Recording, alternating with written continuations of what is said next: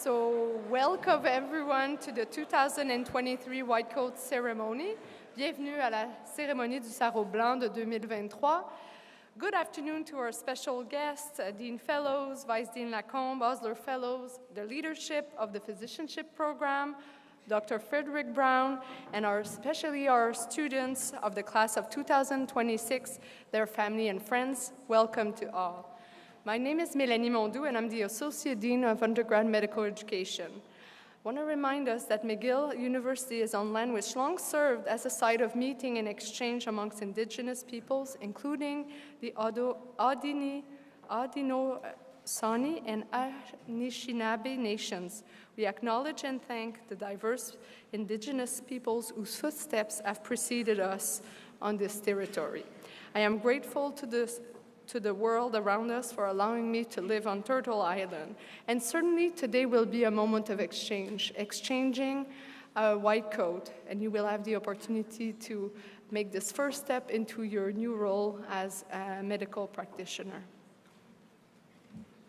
Bonjour, je m'appelle Dr. Marion Coche et je suis directrice de programme aux études médicales de premier cycle pour le campus Outaouais. Nous animerons la cérémonie aujourd'hui. Prenez note que la cérémonie sera photographiée et filmée. Si vous préférez qu'on ne diffuse pas de photos ou de vidéos de vous sur nos comptes de médias sociaux, veuillez informer un membre de notre comité d'organisation. Des photographes professionnels prendront des photos de tous les étudiants et toutes les étudiantes qui recevront leur sarrau blanc. Nous vous demandons donc de rester à votre place durant la cérémonie. Les proches qui souhaitent prendre des photos auront l'occasion de le faire une fois la cérémonie terminée.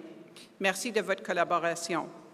Aujourd'hui, nous avons l'occasion de célébrer la remise de votre sarrau blanc et de réfléchir à ce que cette étape signifie pour vous. C'est en effet une première étape importante que vous franchirez aujourd'hui. Elle sera suivie de plusieurs expériences enrichissantes, autant dans vos études que sur le plan personnel. Vous vous apprêtez à participer aux soins de vos patients et ce seront vos enseignants les plus reconnaissants. Commençons nos célébrations par quelques mots de la part de Dr. Ante Padgen, qui nous présentera ensuite une performance festive des corps de I. Medici de McGill.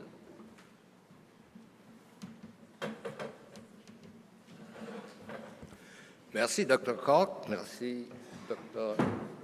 Mondou, Madame le doyen, les collègues, les parents et the class of 2025. It's my 26? You have to decide. I don't know. Okay, you have selected 26. Although I've been on this event for 22 years, since Dr. Don Boudreau invited us, and I recognize him. Please show yourself because you're not often at the campus. He was the Dean of Associate, yes, thank you. He was Associate Dean, and he thought that music belongs to medical education, medical practice, and we have been so happy to confirm this. So let me introduce the quintet today that is going to play some Mozart. We're all members of the orchestra that started, well, we are now 35th season, and I must say, most of you have not been born when we started. Here is Dr. Joanne Thibodeau. She's a médecin omnipraticien de Montréal. George Sung, he is a graduate student in neuroscience at McGill. Fandi Gao, she wants to be in medicine next year, so think really about how to. And my colleague from the University of Montreal, Dr. Mark Corwin, who is a professional musician.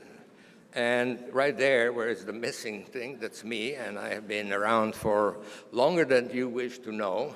I have been, presumably I retired as a professor of pharmacology therapeutics, but I'm still around. And one of my great pleasure is to lead the orchestra in our 35th season. I would like to invite you to our next concert, which is in December. It's a benefit concert for Médecins Sans Frontières for their program in Africa. And later in the year, we are doing a program for cancer. We actually, last 35 years, we have been an outreach of the Faculty of Medicine, and I have to recognize the previous dean. There were a few other deans announced, but now we have the last dean who has been very helpful in maintaining us around, supporting us, and we also expect that our new dean will continue with this practice. It is good for us, it is good for our public, and good all of you.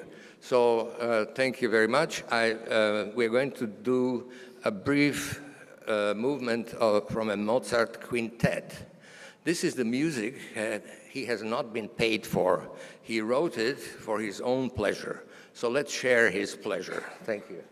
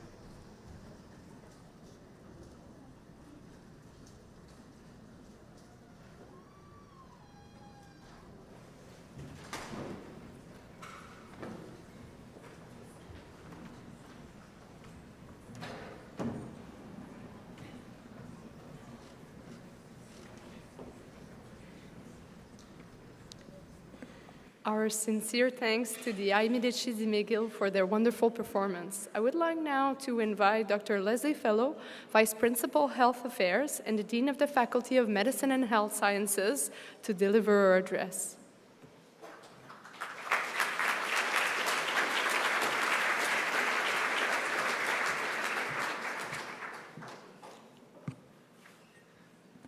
Thank you, Melanie. And the music really was lovely. Good idea, Dawn, to get that as part of this event. Merci, bienvenue à tous et à toutes du campus Montréal et du campus Outaouais. Good morning, everyone. Class of 2026, you do have that extra year to learn what you need to learn. Family and friends, and all of you joining on the YouTube live stream. Bienvenue au Dr. Frédéric Braun et sa fille Ilsa Gagnère, qui sont avec nous aujourd'hui en personne. A very warm welcome to you both. Thanks for being here. It's a real honor to be here with you. It's great to have Dr. Braun and his family with us. They've been generous supporters of this event, this celebration, this milestone marking. Is thanks to the generous donations that we're able to offer this in such style. So, merci beaucoup, Dr. Braun et Ilsa Gagnère, on behalf of all of us. And finally, a warm welcome to the keynote speaker, Dr. Jessica Otte, clinical professor, University of British Columbia. She's going to be formally introduced shortly, but thank you for coming to address our students on this big day.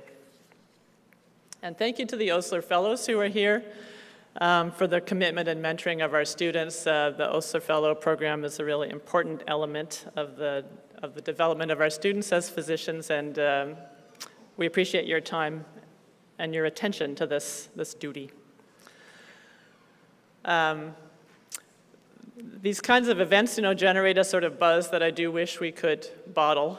I used that line at the orientation for the Med 1s this year, but I'm still thinking about how to do it. We need to capture the energy and the excitement of days like today, so we have it when we need it later. And maybe I'm thinking about a McGill brand and how we could sell it, but not sure.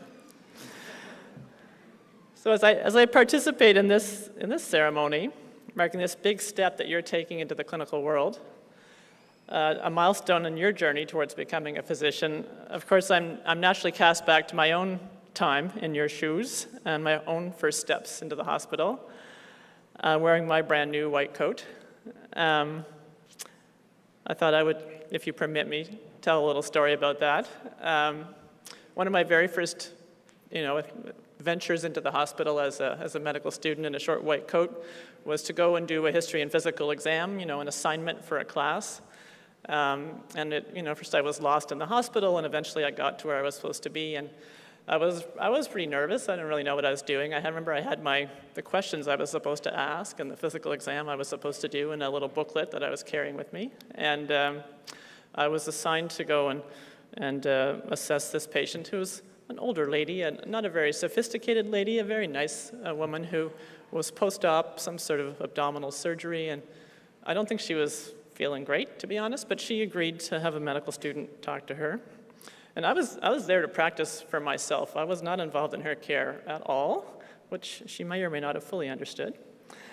I was a bit nervous, but I pulled my white coat around myself and I launched into it. And I asked her all the questions I've been taught to ask, and all of them, which there are a lot of questions you could ask in a history. I've probably never asked them all since then, but I asked them all, and then I tried out all my physical examination maneuvers. I didn't necessarily know what I was supposed to find with them, but I did them all, all of them.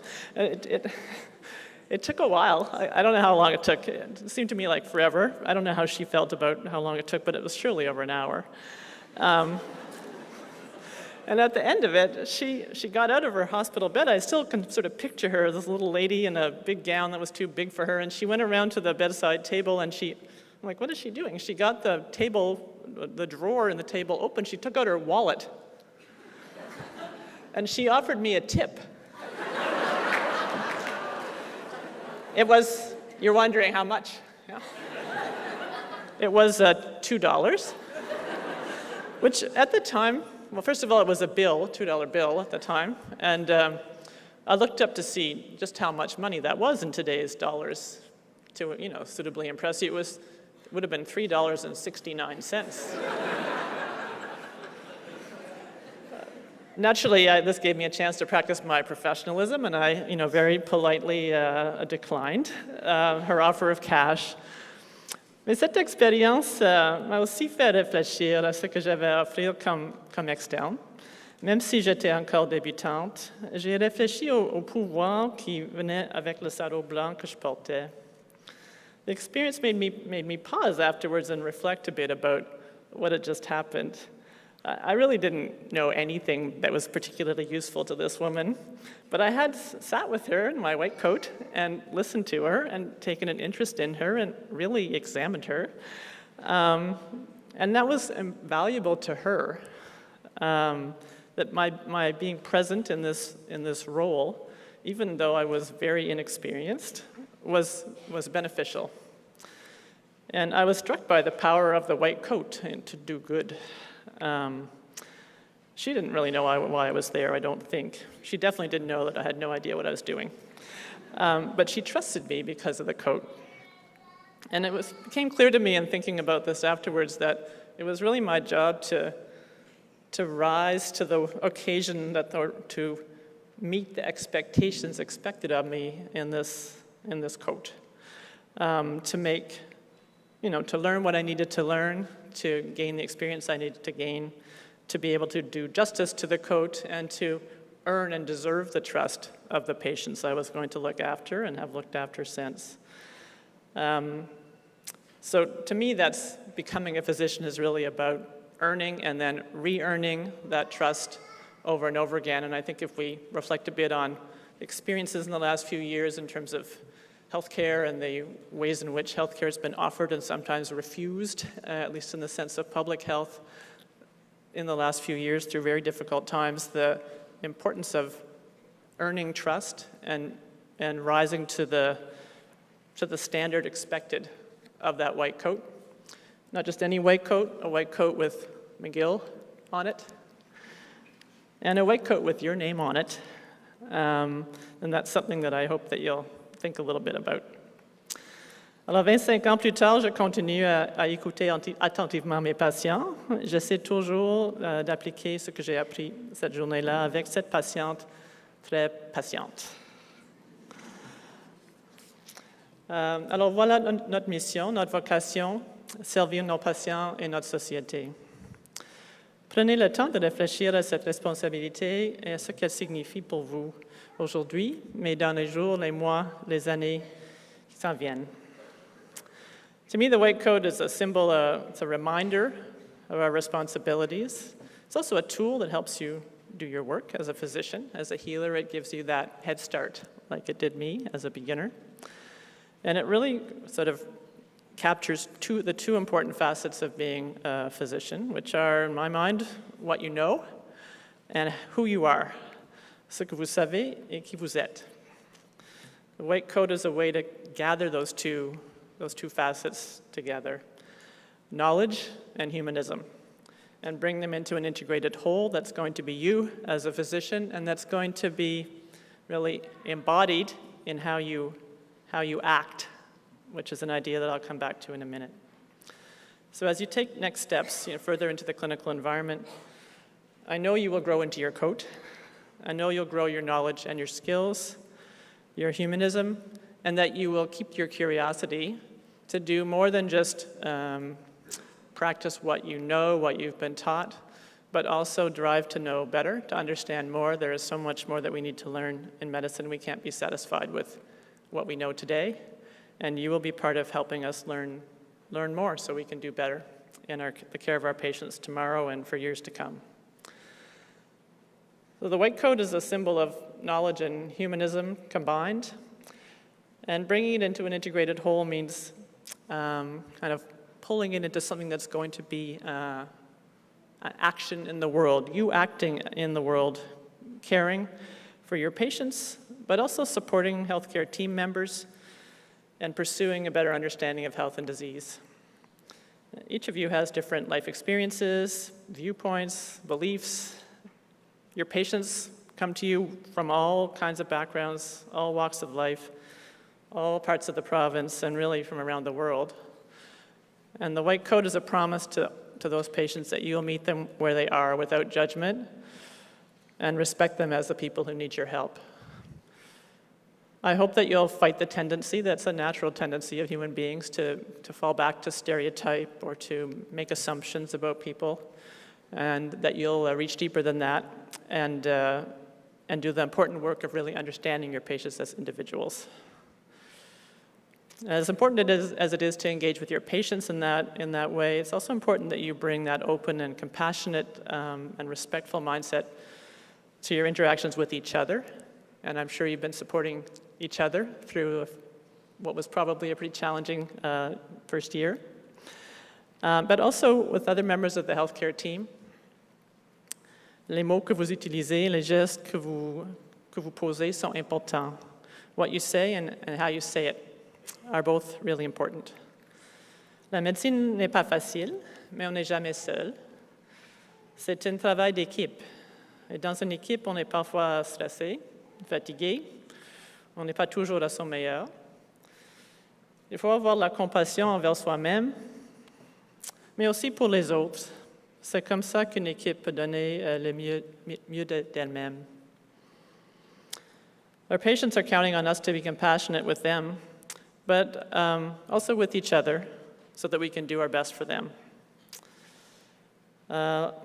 Vous avez déjà beaucoup de choses à offrir comme futur médecin. Du talent, de la créativité, la compassion, toutes sortes d'expériences et de vécu, et beaucoup d'énergie et d'enthousiasme. The wonderful thing about work as a physician is that you get to use all of these aspects of yourself, all your talents, your experiences, and your skills, your whole self in your work. That's something to celebrate, and I know you will make the most of those opportunities. So you've studied hard, you've learned a lot, you have a lot more to learn. I know you're capable of doing it. Vous avez tout ce qu'il faut pour réussir. You haven't reached this milestone on your own, and while you feel the excitement and responsibility that comes from your white coat, it's important to remember you won't be alone in the next steps of your journey either.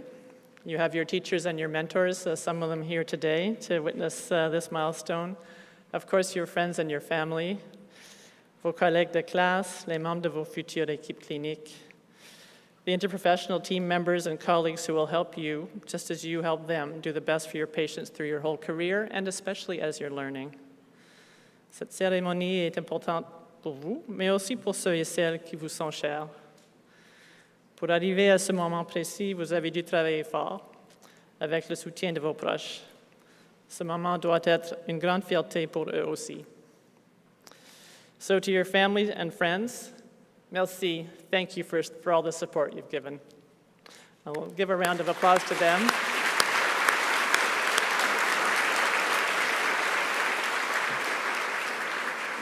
And to the class of 2026, congratulations on this milestone. Félicitations à tous et à toutes. Et finalement, je tiens à remercier les équipes administratives de l'École de médecine de Montréal et de l'Outaouais qui sont parmi nous aujourd'hui. C'est grâce à votre leadership et à votre détermination que la promotion 2026 peut célébrer ce moment important. Thank you.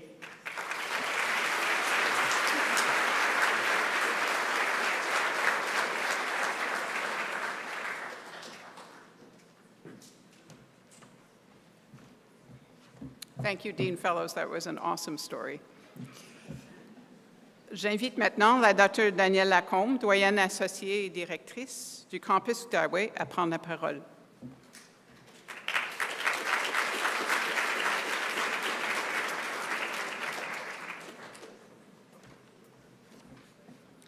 Merci, Dr. Koch.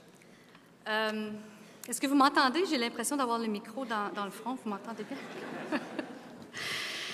Félicitations à la cohorte 2026, à vous tous et particulièrement à la cohorte du campus Outaouais qui est ici. Je suis très fière de vous, très contente d'être là avec vous aujourd'hui. on est ici pour célébrer un passage du moment où vous avez fait des études dans les livres, dans les petits groupes, dans les salles de classe, à maintenant transférer vos connaissances au milieu clinique. Et en écoutant l'histoire à Dr. Fellows, ça m'a fait penser à une histoire à moi aussi. Je vous la raconte parce que ça se peut que ça soit quelque chose qui puisse vous arriver, c'est pas grave. Donc, quand moi j'ai commencé, j'étais avec une de mes collègues et c'était notre première fois dans une salle d'opération, au bloc opératoire, et les infirmières avaient pris le temps de nous montrer comment se brosser comme il faut, comment mettre la jaquette de façon stérile. On avait tout fait parfaitement. On est entré dans le bloc opératoire, l'opération commençait et mon ami s'est installé comme ça, sur le plateau d'instruments. Et donc, les infirmières ont paniqué, on a tout recommencé à zéro.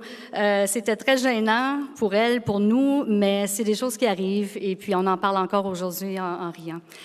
Ça se peut que ça vous arrive aussi, c'est pas grave. C'est vraiment pas grave.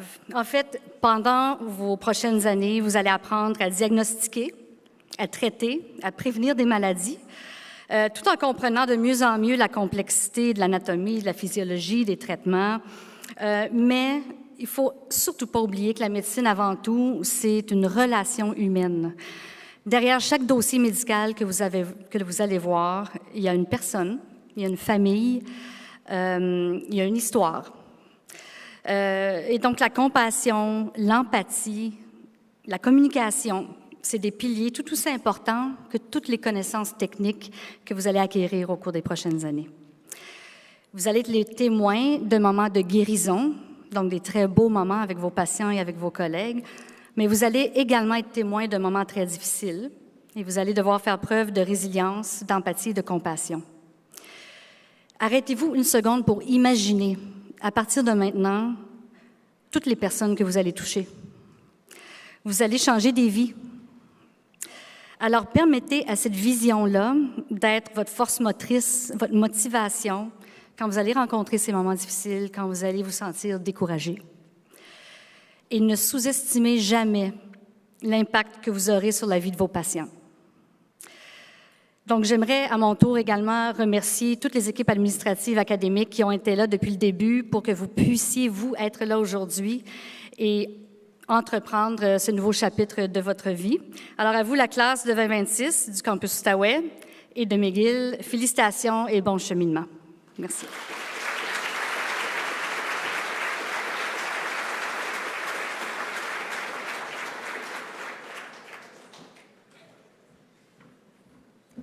Merci beaucoup, Dr. Lacombe. Our next speaker is Dr. Frederick Braun. Dr. Braun graduated from the University of Wisconsin in 1968 with a degree in biology and botany.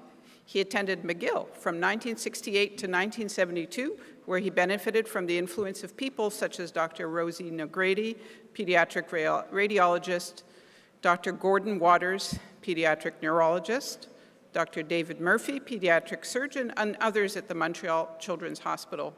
Dr. Braun completed his specialty training in pediatrics and adult and child neurology at the University of Washington in Seattle.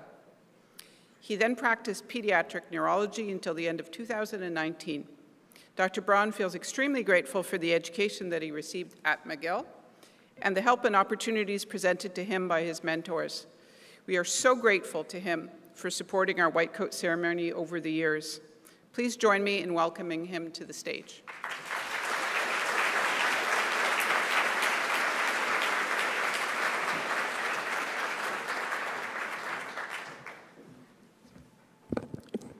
Bonjour à tous. Bienvenue. J'espère que vous allez bien. Quelle grande journée pour une grande fête, oui?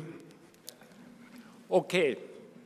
My wife told me, remember, keep it short. Remember the 3 B's.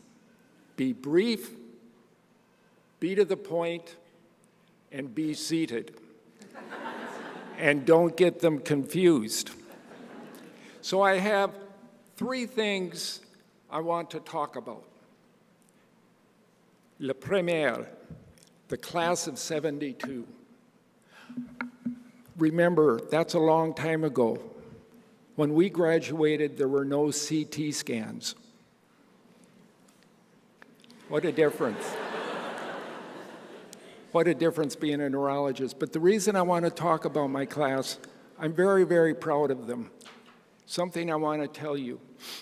A few years ago, I told Dean Edelman I was going to raise $25,000 for the bursary from my class at our 50th reunion last year. We raised $300,000.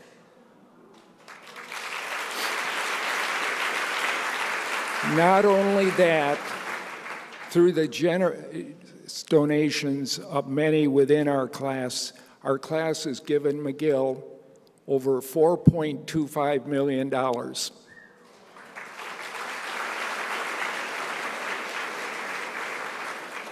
The second thing, le troisième,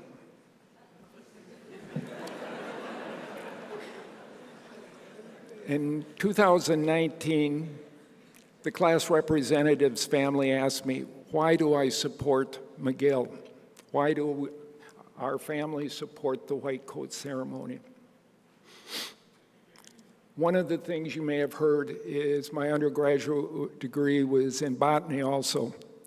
And more specifically, I'm a silviculturist. Many of you that don't know, that means working with trees from the time I was little till now. And I see this White Coat Ceremony as if I'm planting an acorn. Pour le français, la glande. And when you plant acorns, sometimes they don't grow, and sometimes they do. Sometimes they're eaten by the squirrels, and permit me, écarel. But sometimes they grow, and you grow into a grand chien. And that's what I hope for you. I hope that you will remember what McGill has given you. It is a degree that is recognized all over the world. I have been to Scotland, I have been to London, and they say, oh, you came from McGill. And I said, yes. It's a degree to be proud of. The third thing, la troisième,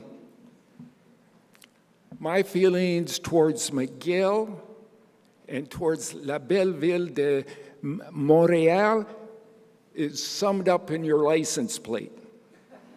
And you say, what do you mean? La belle Provence. La belle Provence. C'est une place merveilleuse ici. La belle ville de Montréal. And what is the second on your license plate? Je me souviens. I will remember. I ask you not only to remember Quebec, but remember McGill, please. And let's have a wonderful celebration today. Thank you.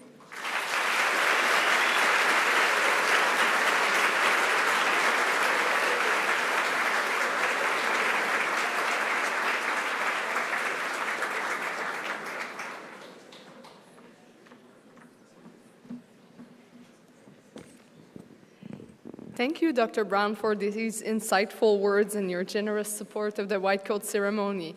It makes me reflect a little bit about my own. I actually was the first class who had a White Coat Ceremony back in 2001, so it brings back a lot of memory here. It is now my immense pleasure that I introduce the keynote speaker of this year's White Coat Ceremony as Dr. Jessica Ote. Dr. Ote is a family physician in Nanaimo, British Columbia, with interests in palliative care and care of the elderly. She is passionate about helping patients find the right health care according to the evidence and their individual needs and values. She is a clinical associate professor in the University of British Columbia, Department of Family Medicine, an associate member of the Division of Palliative Care in the Department of Medicine, and a member of the UBC Therapeutic Initiatives. She also co-chairs the BC Health Technology Assessment Committee and is the chair of the director of BC's Council on Health, Economics, and Policy. Please join me in welcoming Dr. Ote.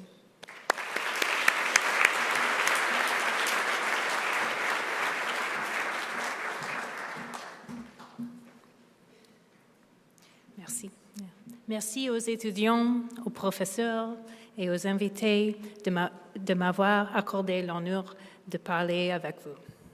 Bien que je réapprenne avec mon fils de 5 ans en immersion français,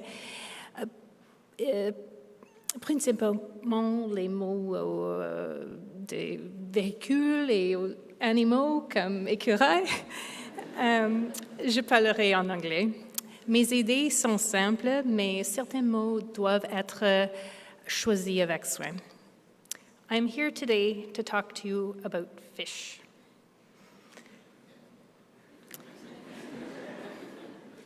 Before I do that, you need to know that not too long ago, I feel very, very aged. It was 16 years ago that I sat here in your shoes. I was at a ceremony like this, which was an extremely profound rite of passage. And I can remember in that moment being completely excited and so ready. I could not wait to look after patients, present my beautiful differentials with the zebra diagnosis, and maybe, just maybe, then they would let me intubate or do the lumbar puncture. On an internal medicine rotation with a thoughtful preceptor, I carefully and efficiently presented the history. I said, Mr. Smith is a 56-year-old man who was previously healthy, on no medications. He was walking down the dock while fishing and developed crushing 9 out of 10 chest pain, and it was accompanied with sweating and shortness of breath. And my preceptor interrupted me, and he said, Jessica, what kind of fish? I did not know what the patient or my preceptor was fishing for. I hadn't asked. I thought to myself, it's not that I don't like fish or fishing. I just mean, why would the kind of fish matter? I reviewed the troponin, the EKG. This man is having a STEMI. I've started him on the treatment protocol. Doesn't the attending physician want to ask me about the 10 causes for ST elevation, which I have memorized, as you have? No. It wasn't until quite a while after donning my own white coat that I learned some of the most valuable lessons in my medical career. I don't expect you to learn them today, but when they occur, you will recognize them. First, you will screw up. It might be minor and funny in retrospect, like the time I was so excited to be in the neurosurgical suite that I dropped the meningioma on the floor. And then instinctively, I reached down to pick it up, contaminating myself, and then I had to leave the operating room. Or it might be more serious, like when I was consenting patients for surgery, I consented the wrong woman for anesthesia.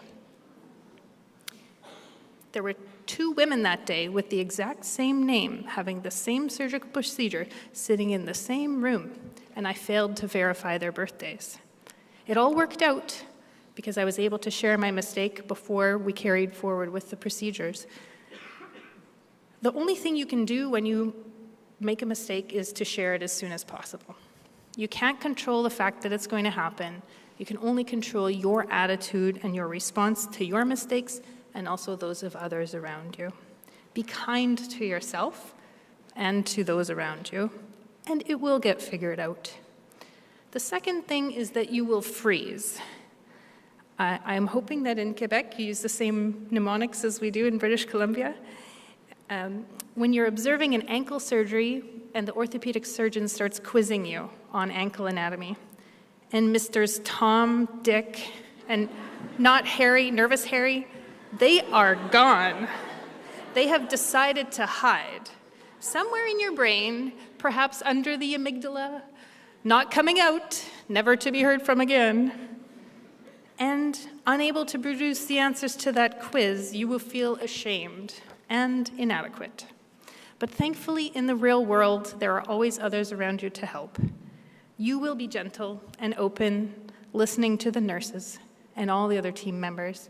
They are fountains of knowledge. They know more than you do. Different things, but more. The third thing is you will forget a lot of what you learned. And forgetting in medicine doesn't sound ideal at first, but it can be a great thing. Medicine's constantly changing, and as others have alluded to, in time you will question more. Why do we do it that way? If the answer is because we've always done it that way, that's your hint to look deeper. You will forget many things that you don't need to remember because you will have learned far more important things than these algorithms and mnemonics. Fourth, which is related and most important, you might forget why you are a doctor and why you chose it. That part of your heart which drew you to this profession is the most important part of your anatomy, but it will wither some. Being empathetic towards people is known to reduce pain, improve the patient's experience of care, reduce cost to the system, and improve joy in you, doctors in the making. Because of how critical this is, one would think that it was an emphasis in medical training, but measures of empathy at the end of medical school are lower than those upon entry. Your first 2 years are made strong by the fabric of the biomedical model of disease, and threads of the biopsychosocial are woven in. But your tapestry is not yet complete. As you're well aware, there is a healthcare crisis, and Doctors Heath and Montori, in their February article in the BMJ entitled Responding to the Crisis of Care, wrote of two possible responses to the crisis. One is to ruthlessly improve the organization, efficiency, and technology of health systems, to gather more biomedical and socioeconomic data and predict needs, regulate physiology. The other response is to see this crisis as one of care in and of itself. In their words, care happens in the space between people, in an unhurried encounter. Only humans in interaction can care.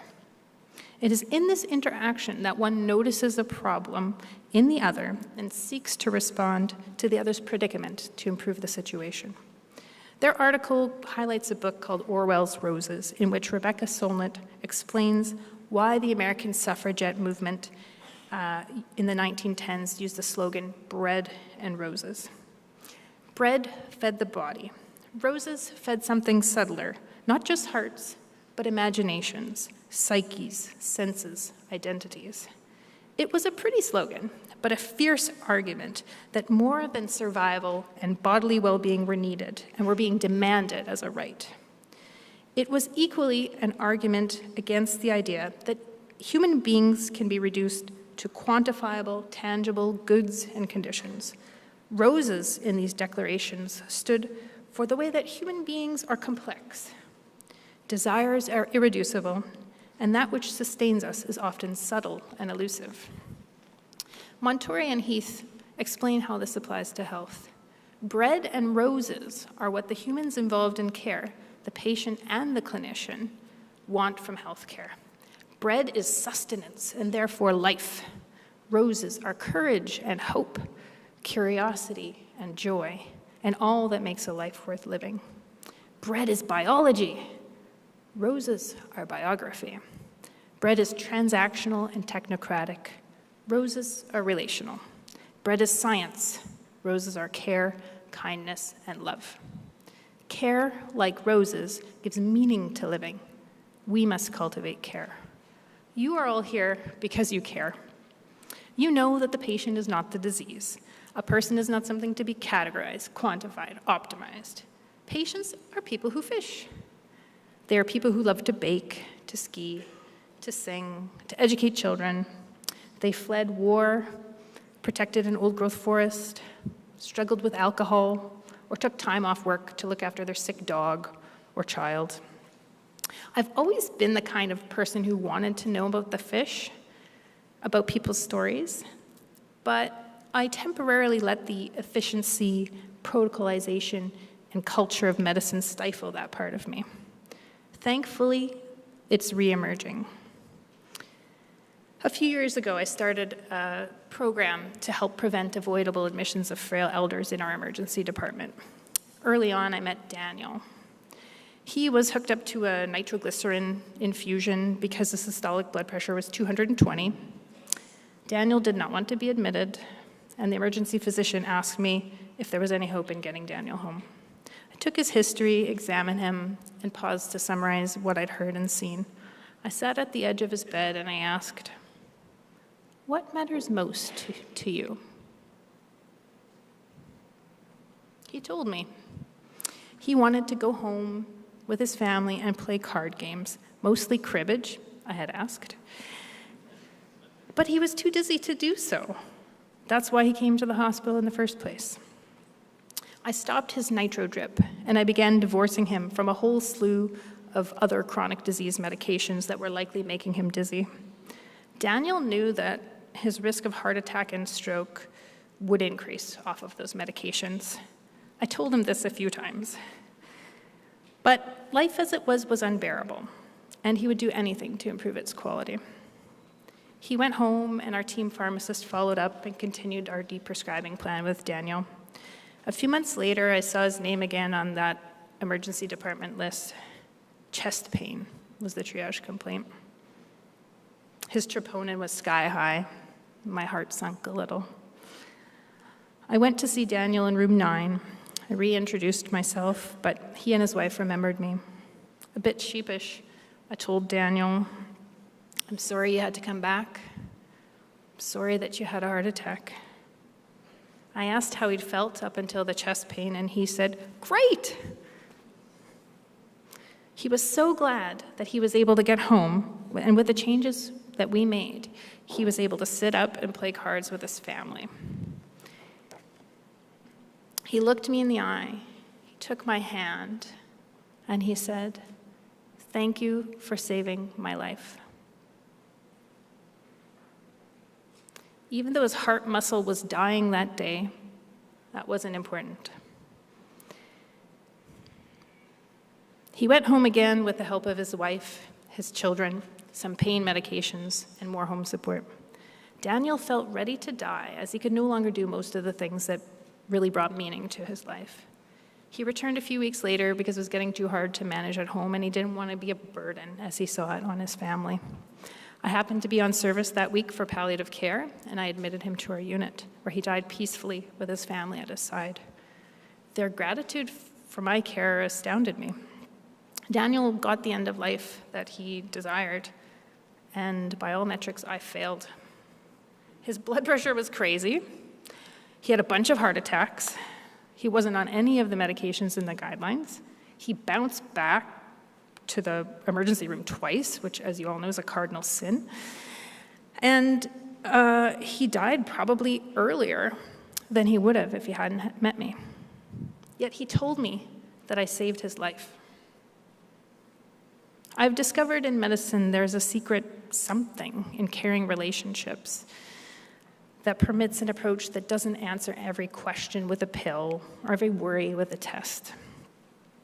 We know that physicians who spend time educating patients about their care, use humor and laugh with their patients, and try to get their patients to express their goals and ideas are sued less often than their colleagues. But more importantly, patients do better. Physicians enjoy their work more, and the system benefits from appropriate use of resources. Trust allows you to safely do one of the most important things in medicine: nothing. Well, it's not nothing. Not exactly.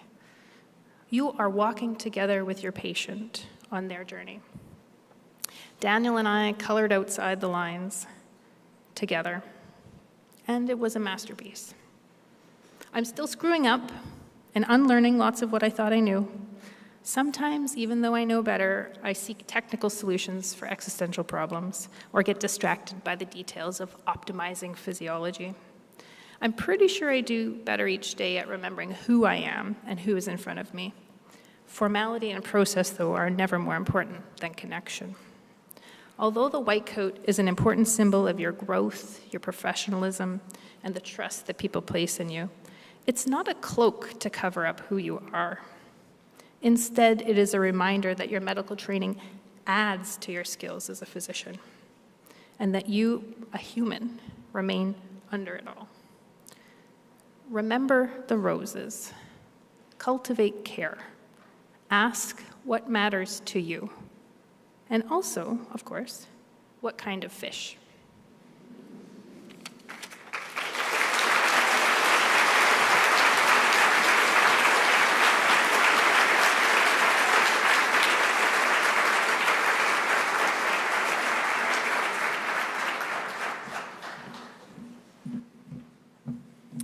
Thank you so much, Dr. Otte, for sharing your insight and advice for the class of 2026.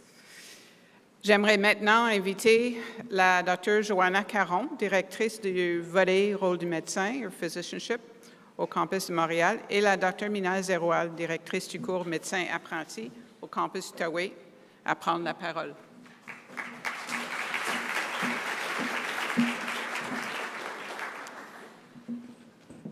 Wow, thank you so much for that beautiful, beautiful speech. Parents, faculty, Ozer Fellows, Dean Fellows, Dr. Otte, Dr. Braun, and family and class of 2026, congratulations. I'd like to just give a few thank yous. I know some have been done, but I want to do a few more. To some of the people who've worked really hard behind the scenes to make this special day happen so seamlessly for us. Thank you to Bisha, Lynn, Marie-Josée, Carla, and all the members of the administrative teams from Campus Montreal and Campus Outaouais. Thank you so much.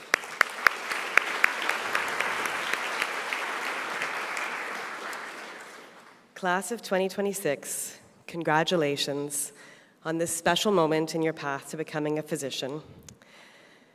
Congratulations as you embark on an extraordinary adventure.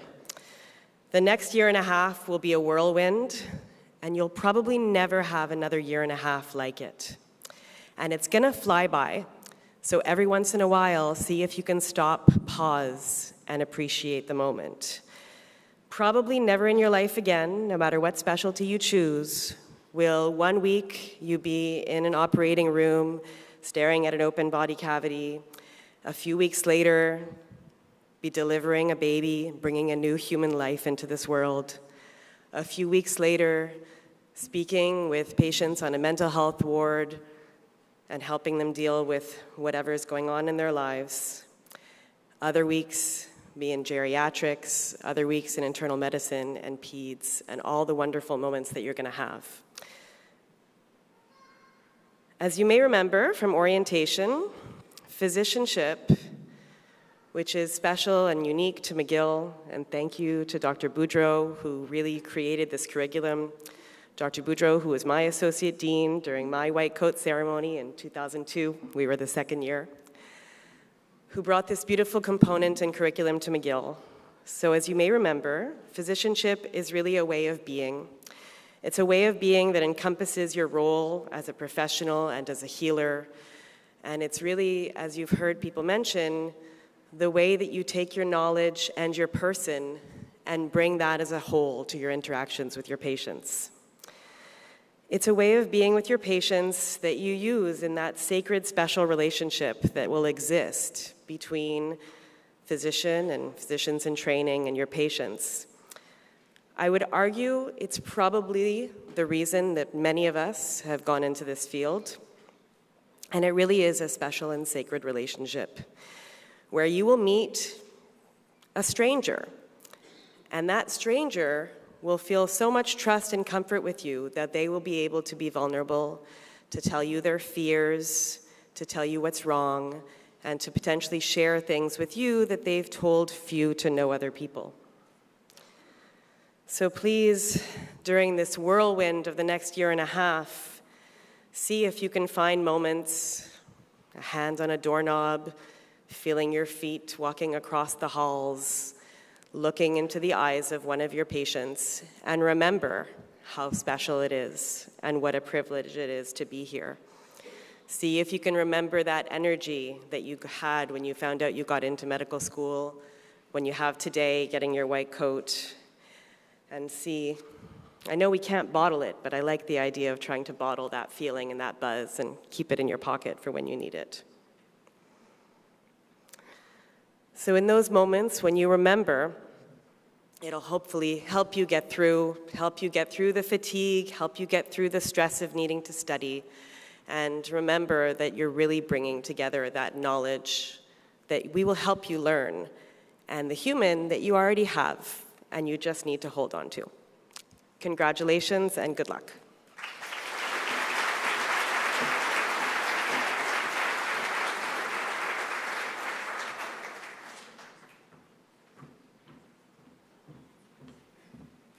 Merci.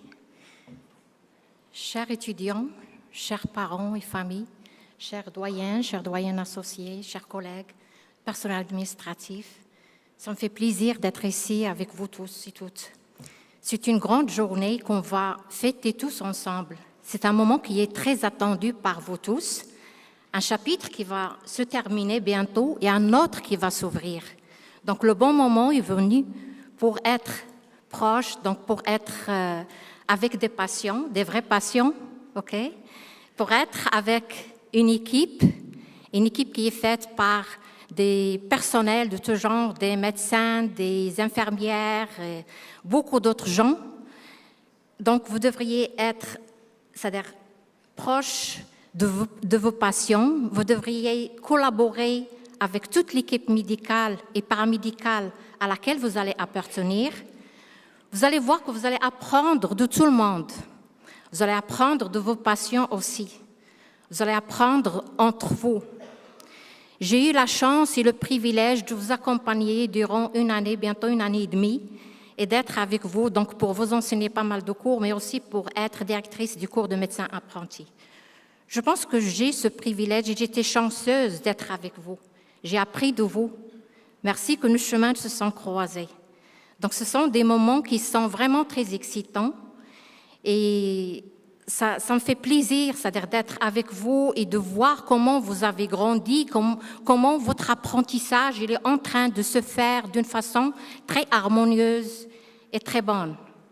C'est vrai que le moment s'approche ou peut-être je ne vais plus vous enseigner des cours, mais en même temps, je suis fière de vous parce que vous allez être dans un endroit où vous allez servir des vies, vous allez passer des moments qui vont être des moments de joie, mais il va y avoir peut-être des moments où ça va être un peu difficile. Donc, essayez de vivre tous les moments. Essayez d'être là pour les patients, aussi bien pour les moments de joie que pour les moments de difficulté. Vous allez voir que vous allez apprendre et vous faites maintenant partie de l'équipe. Vous n'êtes pas juste un étudiant de médecine, vous êtes étudiant de médecine qui est en train de commencer son externat. Donc, n'hésitez pas à être là pour le patient, de partager empathie, compassion, peut-être juste une écoute, un sourire, c'est-à-dire une approche qui est très proche du patient et ça va faire un grand moment pour les patients. Donc, félicitations. Je ne vais pas vous tenir trop longtemps. Je sais que vous êtes excités, que vous voulez mettre le sarraus. Donc, félicitations à vous, félicitations à vos parents et à toutes les personnes qui vous ont accompagnés pour vivre ce moment. Merci.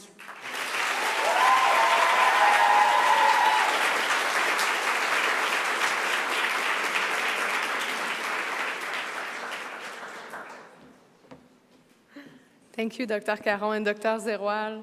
Two of our senior students, Marion Sylvain from Campus Outaouais and Praveen Rajasekaran from Montreal Campus, will now offer their reflections.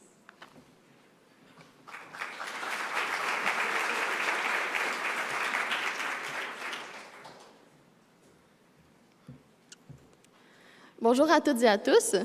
Mon nom est Marion Sylvain. Je suis étudiante en médecine de 4e année dans la toute première cohorte qu'il y a eu au campus Outaouais de l'Université McGill. Yes! Je vais premièrement vous remercier de me donner l'opportunité de parler ici aujourd'hui et donner un petit mot à ces collègues que j'ai eu la chance de côtoyer pour les 2 dernières années. Être un bon médecin pour moi, ça réside dans la façon d'être un médecin. Puis ce chemin-là débute sous peu pour vous en pratique clinique. Pour moi, c'est ça que le sarraus blanc représente. Non pas de tout connaître, de chercher le diagnostic ou de prescrire. C'est comme un musicien puis sa guitare. Il peut connaître la partition, mais pas être capable de la jouer. Ou comme un peintre devant sa palette de couleurs qui ne sait pas les peindre. Parce que l'art de la médecine, ça réside dans comment on utilise nos connaissances et nos aptitudes.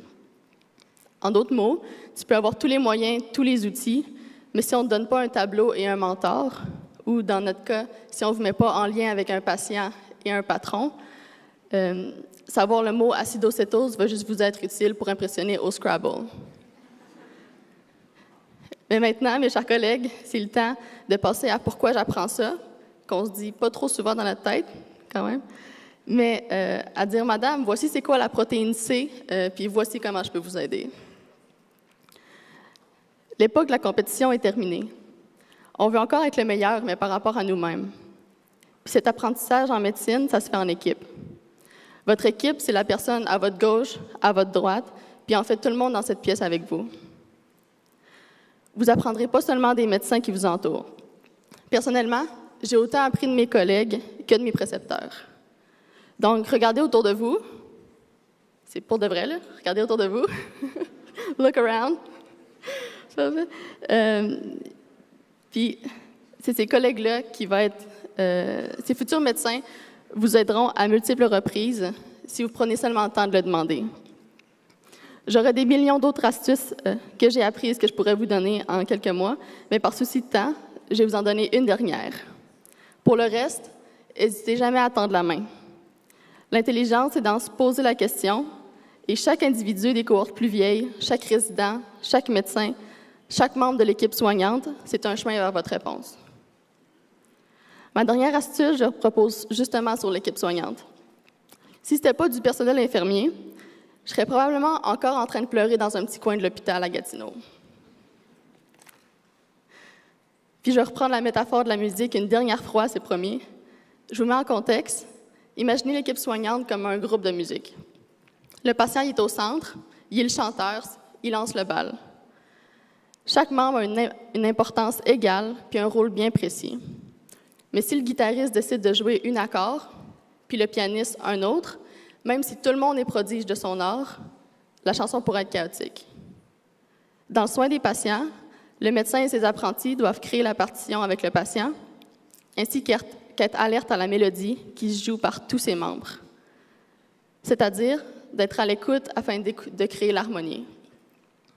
De cette façon, la chanson pourra être terminée en unisson et tous en trouveront mieux. Je vais terminer en vous disant que votre sarraus représente le début de chaque chanson que vous allez faire. Même lorsque vous ne le porterez pas, il va transparaître par une phrase qui va donner votre signature comme une étiquette de DJ en début de chanson. Voici mon slogan qui a fait grâce de sarraus blanc depuis plusieurs mois puis qui continuera justement tantôt. C'est là que je m'en vais. Ça veut dire « Bonjour, moi c'est Marion, j'étudie en médecine au tout nouveau campus à Gatineau. Comment ça va aujourd'hui, puis comment je peux vous aider? » Parce que ça, ma chère relève en médecine, en Outaouais et à Montréal, c'est ça votre sarraus blanc. Bravo à tout le monde, vous pouvez être vraiment fiers.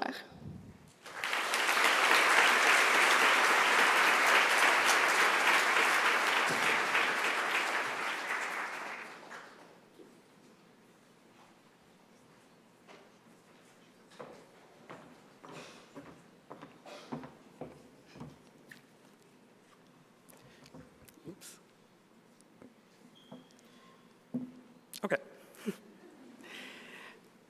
Bienvenue, chers professeurs, étudiantes et étudiants en médecine, parents, familles et proches. Je tiens tout d'abord à féliciter de tout cœur le cohorte 2026 du programme MDCM à l'occasion de cette journée mémorable. Welcome, esteemed faculty members, medical students, friends, families, and loved ones. I want to first take a moment to extend a huge congratulations to the class of 2026 on this momentous occasion. I want to send an extra congratulations to the remaining few of you who somehow don't use Anki to study. It's honestly one of the greatest mysteries of medicine.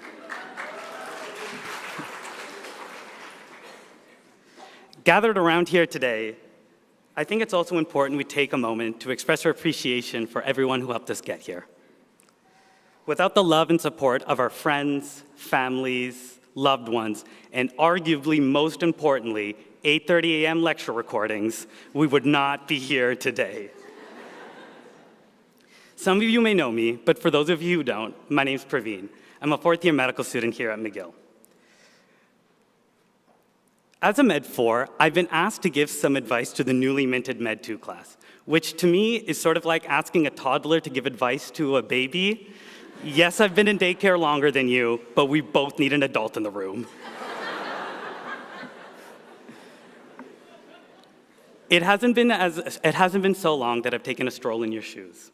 The excitement of medical school was palpable. I'm just going to move this. After so many years of trying, it felt like a dream to get in. Yet, by the same token, this moment was stressed with anxiety, and stress.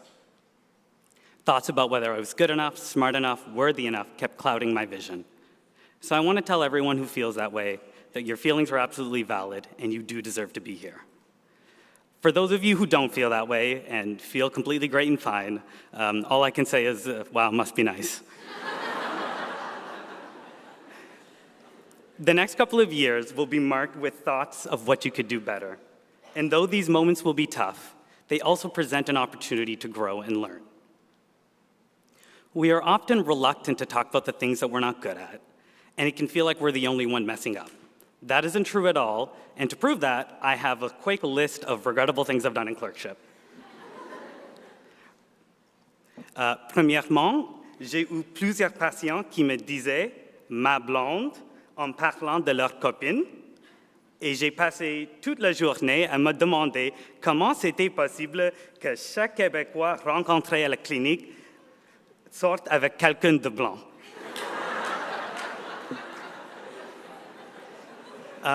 Number 2, I didn't know that you could use the switch on the stethoscope to listen to the small side. So when my preceptor asked me if I heard anything using that small side, I panicked and said yes. I heard absolutely nothing. And number 3, I asked a patient as she was holding her just-born baby, I quote, how the baby in your belly is doing.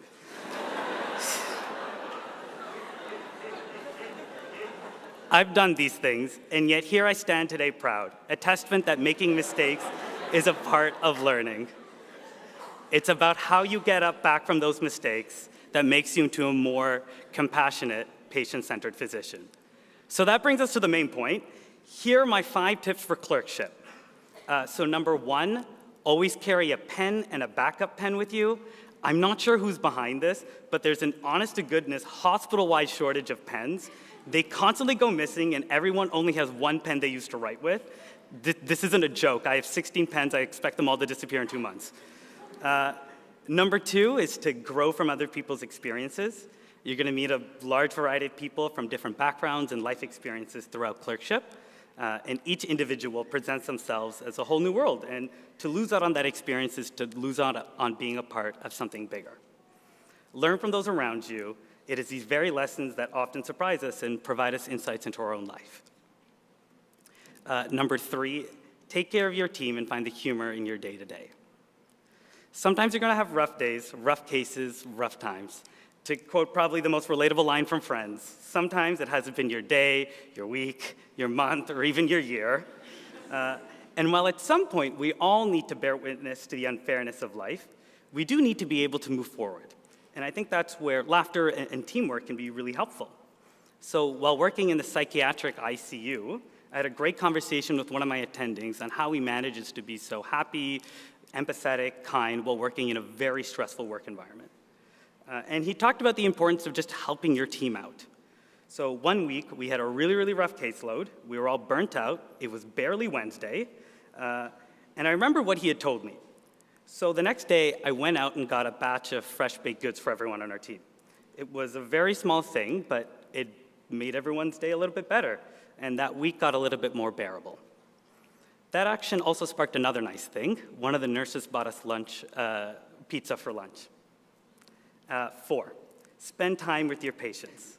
Sometimes it may feel like as medical students, we get the short end of the stick, whether that be starting clerkship and not knowing what's going on, being completely lost in the hospital, not knowing what we're supposed to do on a physical exam.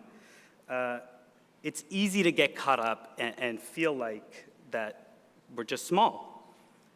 But I must tell you that we have probably one of the biggest gifts of all, that of time, and don't take that for granted. That time can be used to build relationships with patients and ensure that they feel listened for and cared. Often while creating a treatment plan, you're going to be the one who has enough time to really sit down with them and talk about how they feel and the details of their plan. One of the ways I learned how valuable this was during my gynecology rotation.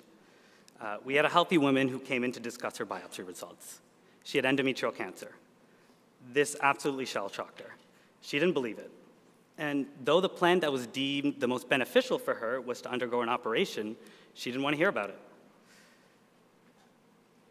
Yet, by taking the time to uncover her rationale, explaining to her the benefits, the risks, having serious conversations, making some jokes in the middle, it afforded her the opportunity to reflect and understand why it was so vital for her to have this. It wasn't the surgery that she was worried about, it was how this diagnosis was going to affect her in her totality. By giving her the space to be vulnerable, she was able to process it and consent to the life-saving surgery. Before she left, she told me, "I know they're the ones doing the surgery, but for the record, you're the one that healed me." 5. You guys are so sweet. At the end of the day, MDCM is just a bunch of letters at the end of your name. It's the person who you choose to be that matters. The white coat, the letters, they're all symbols of what this profession can represent. There's a reason why patients in society look up greatly and respond positively to these symbols.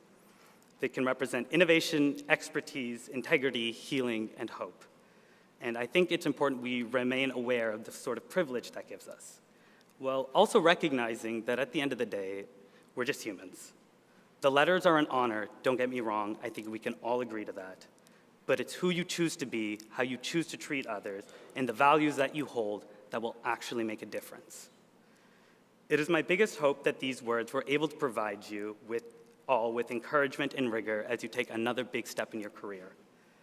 Enjoy the moment, enjoy the day. Your time in medical school does go by really quickly. I've had the pleasure of meeting many of you through small groups, teachings, ultrasound teachings, and the Osler group. So for whatever it's worth, I'm really proud of you all. Thank you and merci.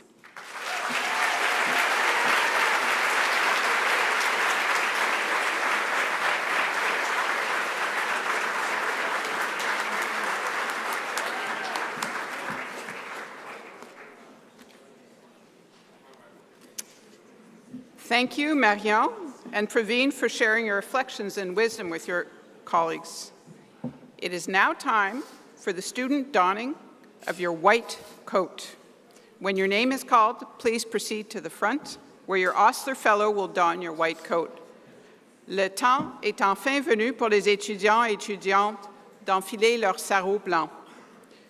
Nous commencerons avec le campus Outaouais. Lorsque vous entendrez votre nom, rendez-vous en avant de la salle et on vous remettra votre sarrau.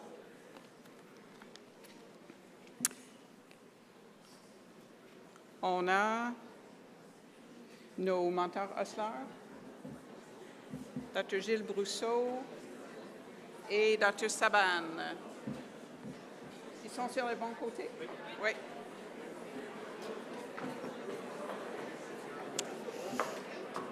Karianne Thibault Driade.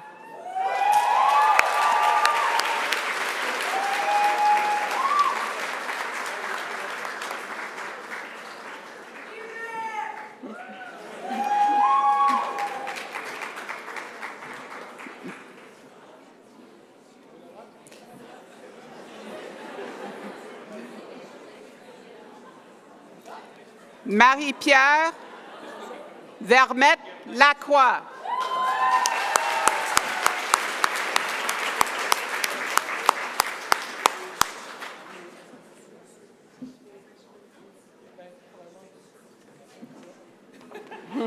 Andrew Farah.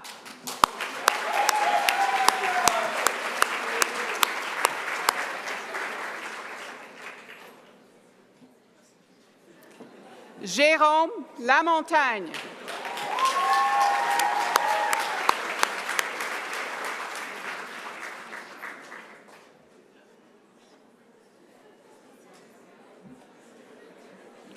Rakan Hamadi.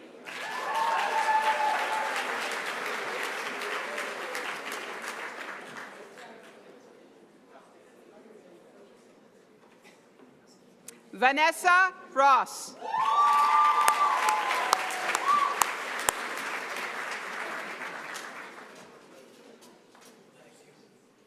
Devin Hasseltine.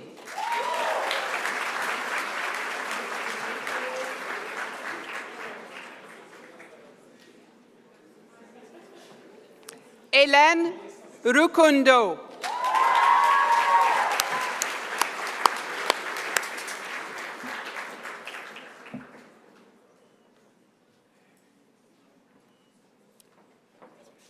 Amélie Dio.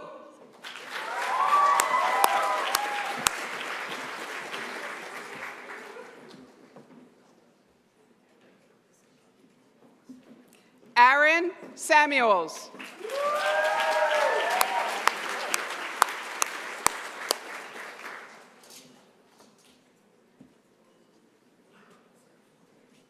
Sophie Valence.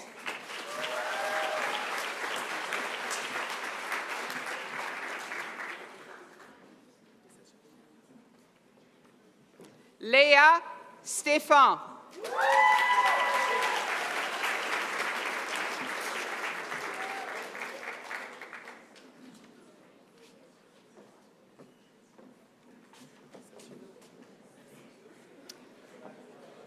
Jonathan Zini. Oh. Pardon, on a changé de mentor.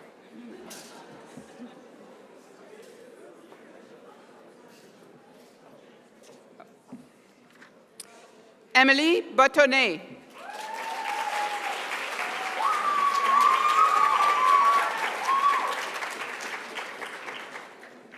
Misha Fotovati.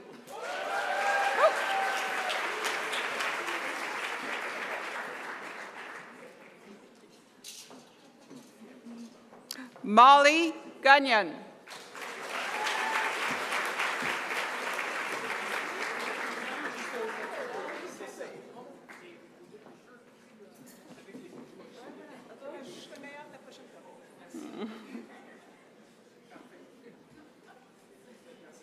Lori Gayi Nutiamo. Béatrice Langto.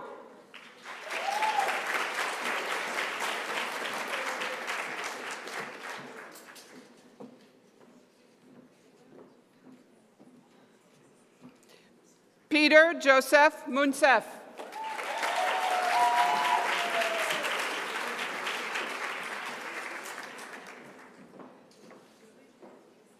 Eric Landry.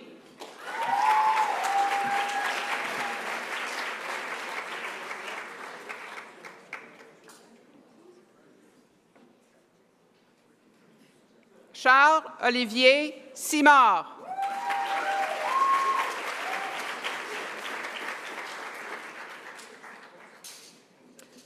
Marie-Michelle McNichol.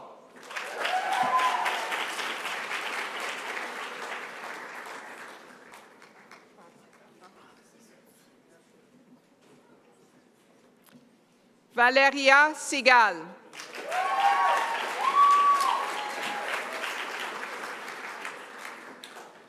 Et Jacob Nicodemo.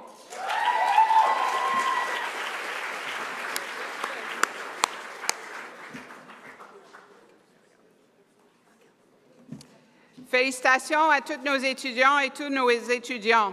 Je laisse maintenant la Dr Mondou lancer la remise des sarraus blancs aux étudiants et étudiantes Campus Montréal.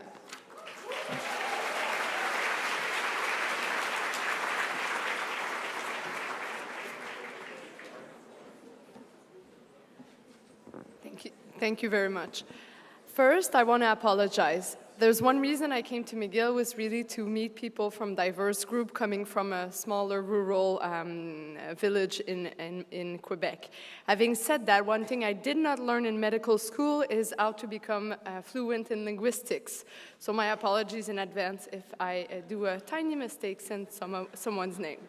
So I'd like to call the two Osler Fellows, Dr. Tarek Ijal and Dr. Annie Young, please to the stage.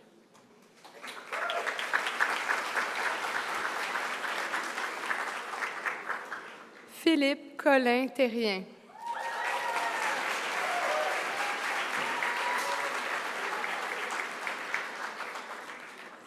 Mirina Belmedi.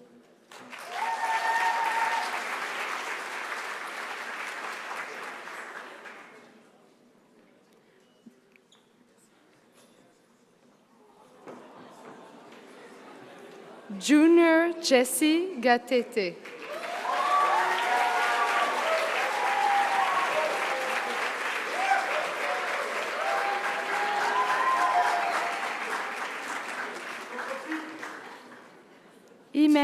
Benada.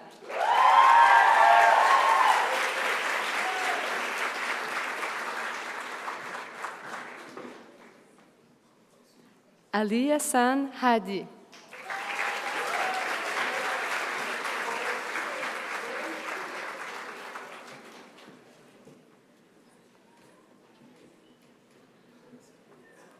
Khadija Brouillette.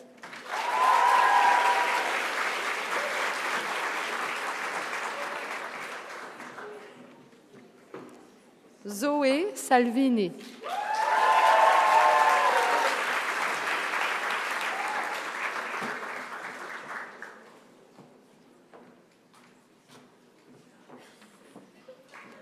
Audrey Dufour.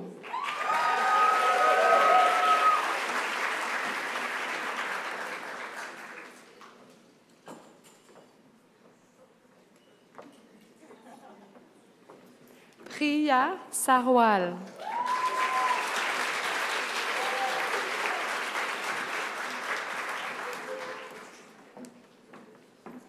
Alexandru Andrei Montoniu.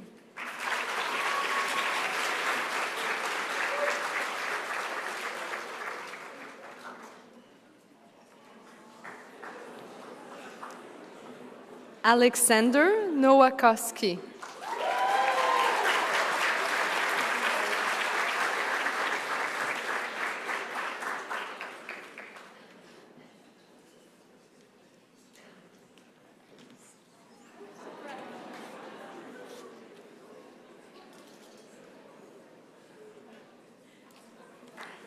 I'll call the next two Osler Fellows, Dr. Margaret Lynn McClellan and Dr. Daniela Guindi.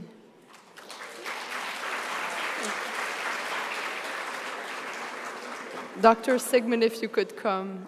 Oh, Dr. Caron, seems. So I'll call Rikwal Asayag.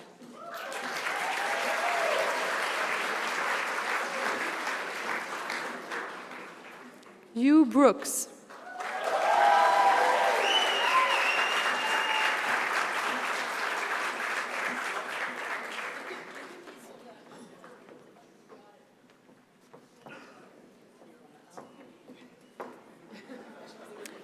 Christopher Breeden.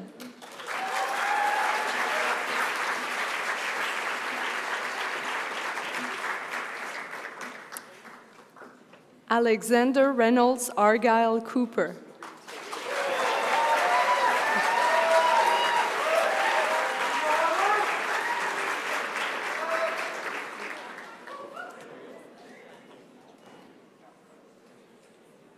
Feriel Dali.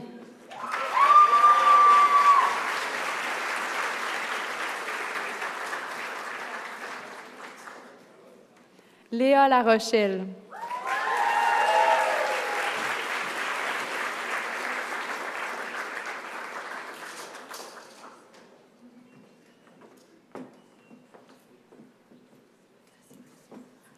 James Jing.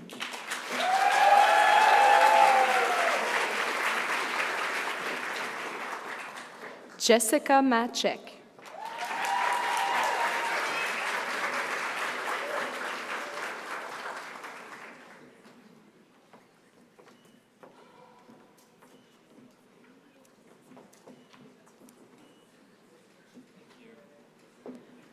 Shania Mayu.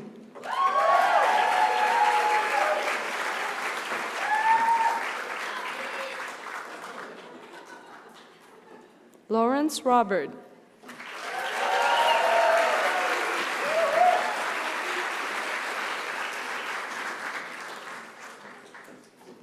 Greg Michael Sky.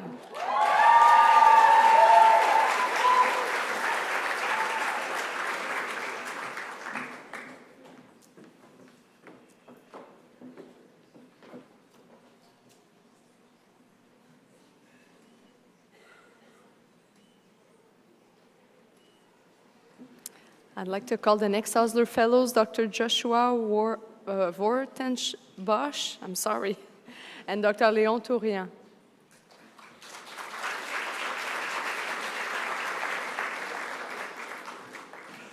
I think Dr. Caron, you may need to. Bryden Bukic.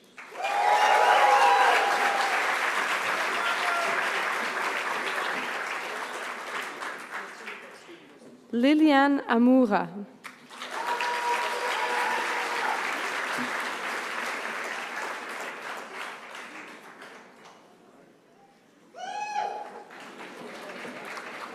Jenna Davy Liot.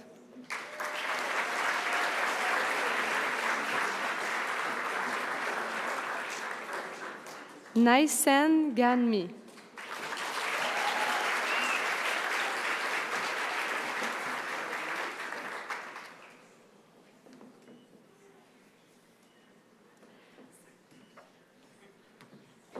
Joanna Pata.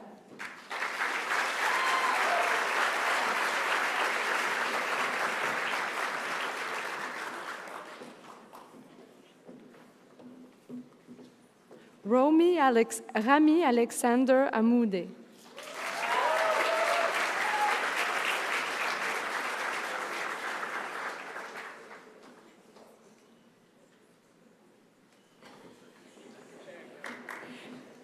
Kedar Mate.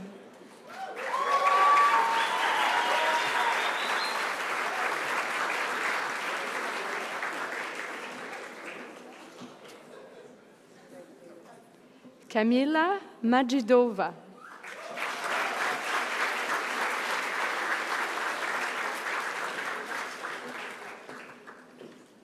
Sarah Petrika.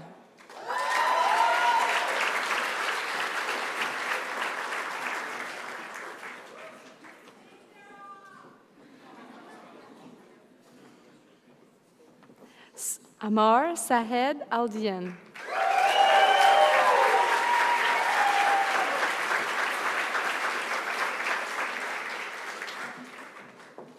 Pia Sumbli.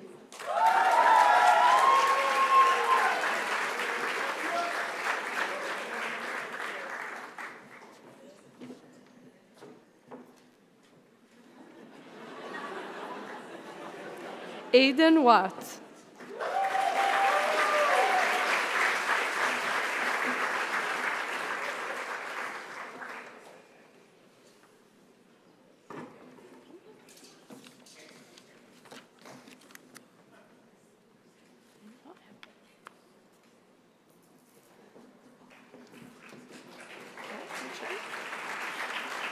I would like to call the Osler Fellows Phil Vorzumis and Sarah Harenheim.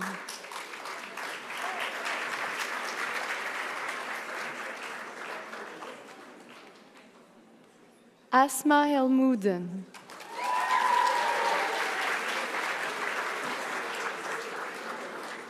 Samia Benabes.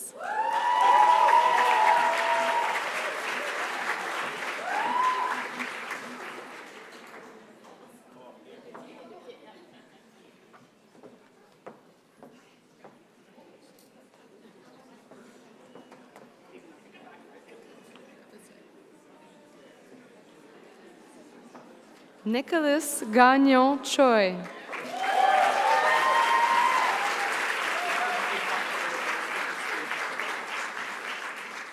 Cassandre Bilodeau.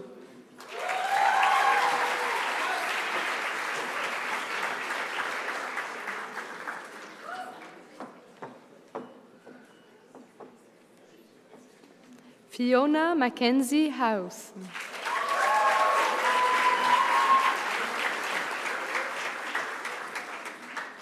Elie Fadel.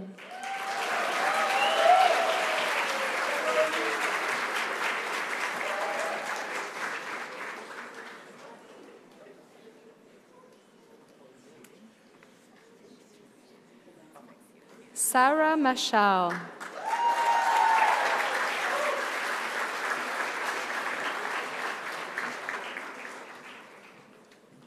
Talia Ijazi.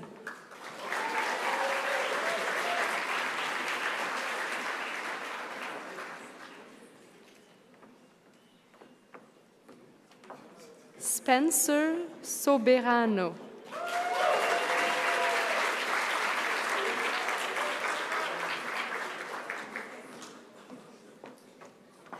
Alexander Lascaris.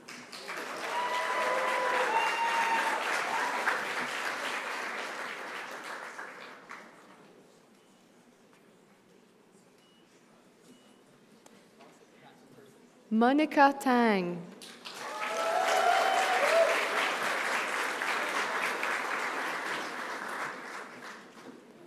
Mélodie Lévesque.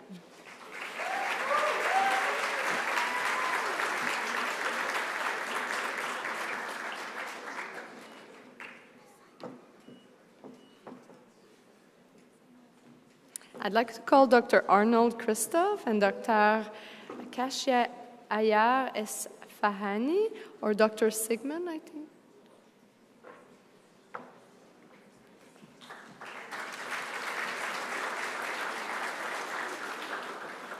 Vanessa Debay.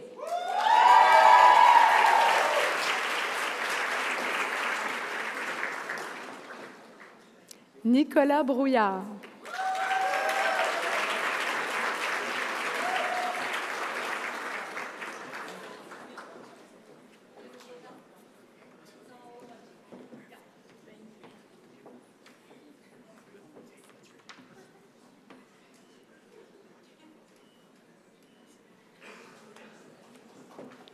Adam Assen.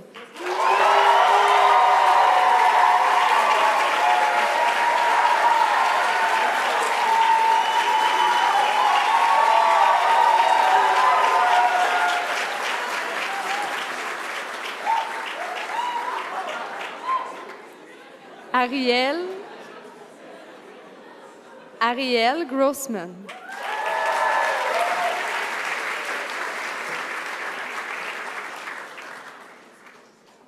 Ryan Michael Snobovich.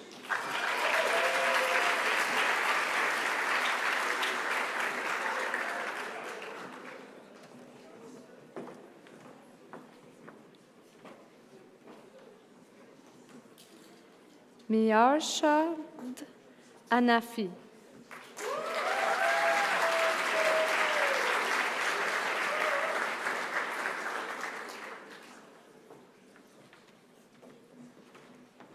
Divine Melinda.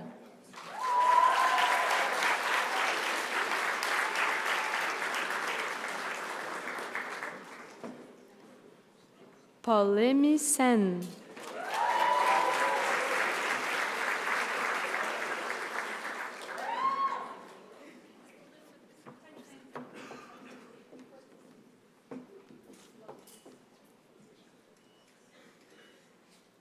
Élodie Marceau.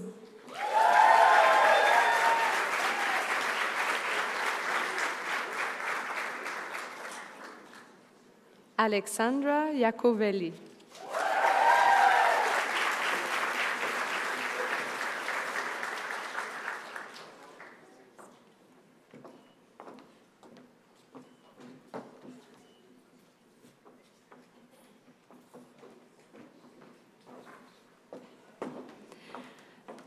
I would like to call the other fellows Dr. Robert Stanley Hum, Dr. Caron, I think, will come, and Dr. Douglas Dalton.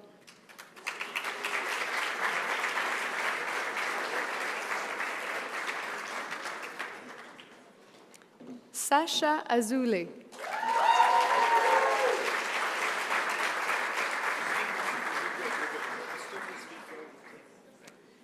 Jeon Biyon.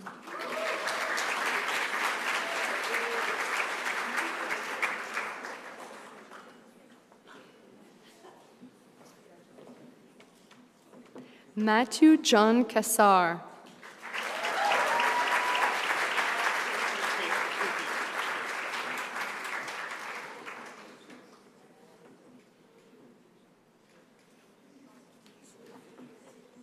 Alex Kai.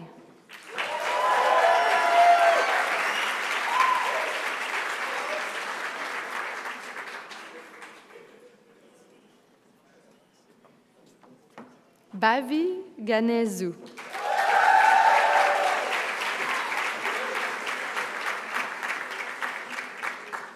Ellen Chen.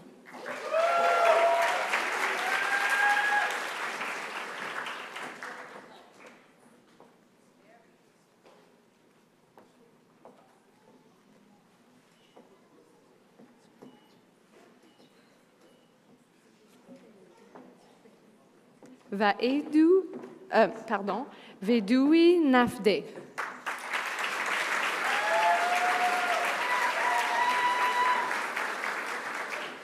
Mark Garabedian.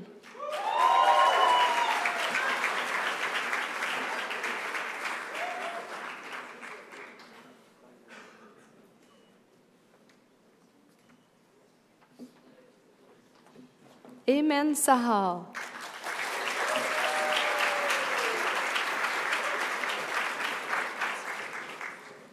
Tahina Lavoie.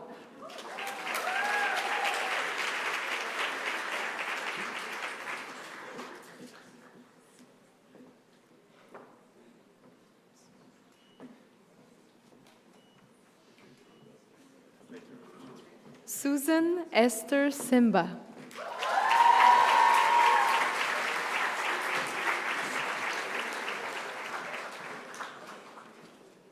Michelle Zweistra.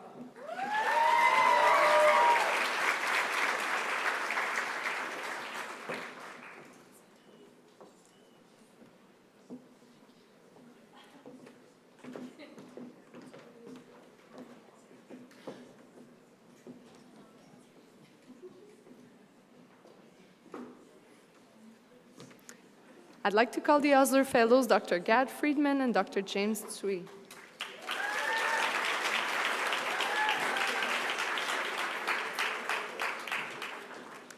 Marc-Andy Joseph.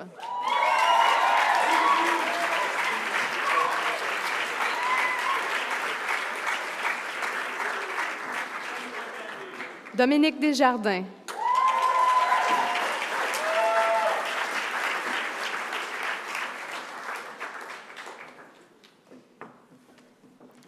Ji Min Lu.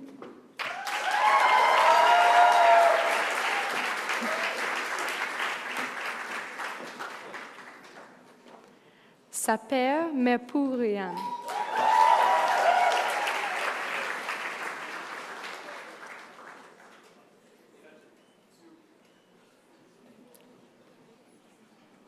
I'll still recall Saper Mepurian.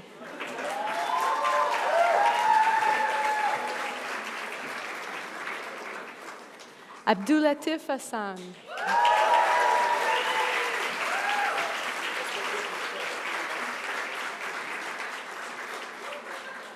Simply to make sure you're all awake.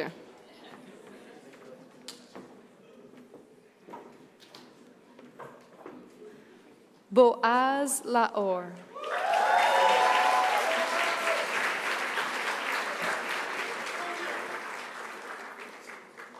Alba Sanchez Alagverdi Eva.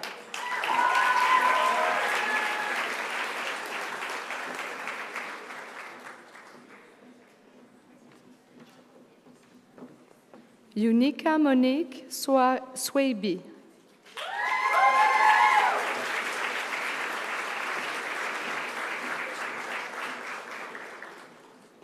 Shannon Tansley.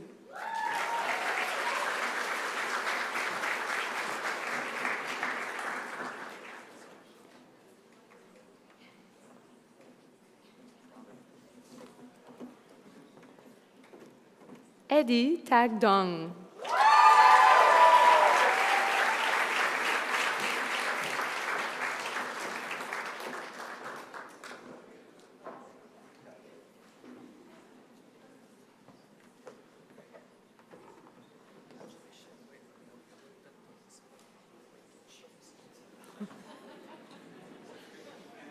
It will be Fashion Week in Montreal this weekend.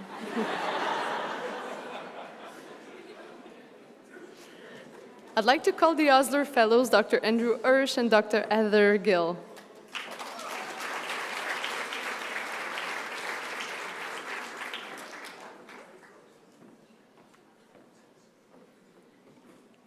Daniel Ryan Chow.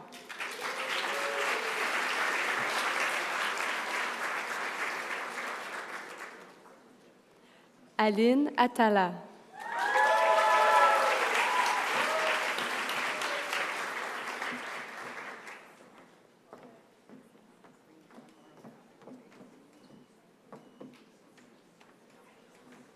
Van Han Alex Chung.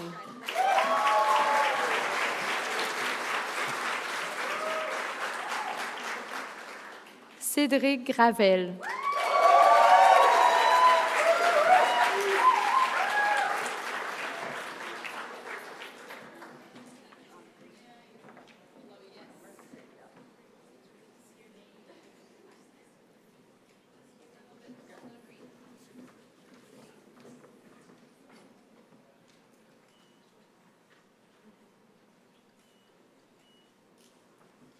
Megan Victoria McKee.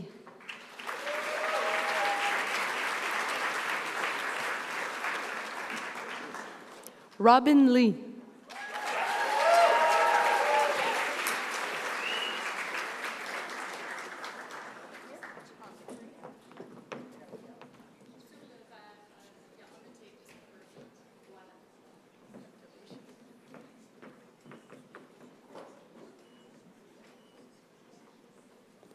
Emma Rodriguez.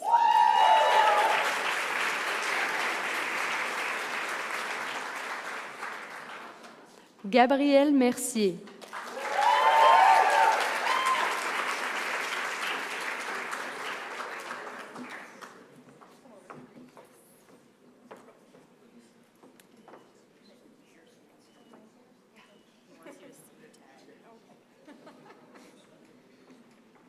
Julia Rybkina.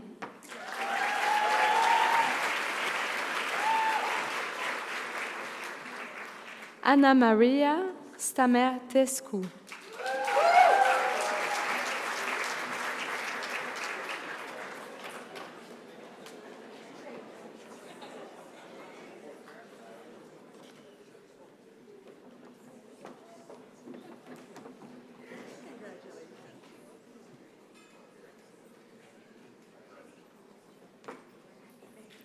Dimitri Yang.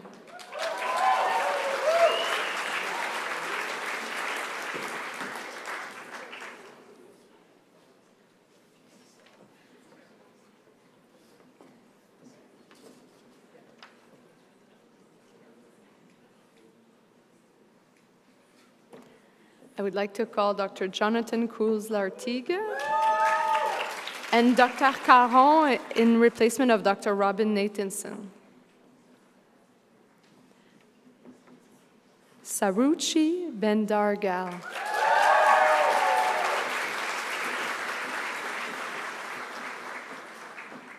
Mathis Chavot.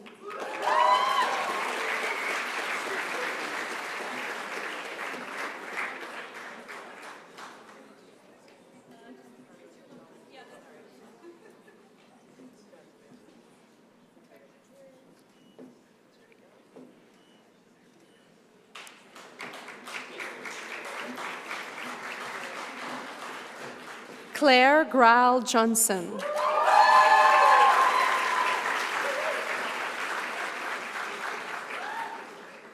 Naomi Condé.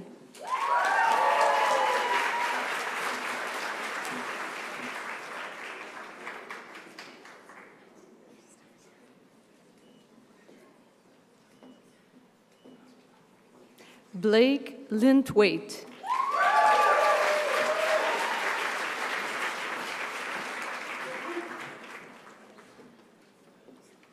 Dui Viet Wang.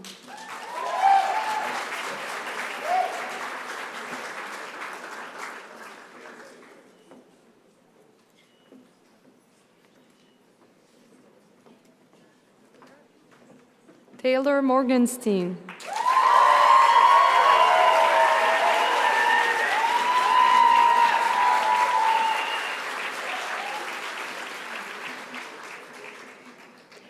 Joyce Lee.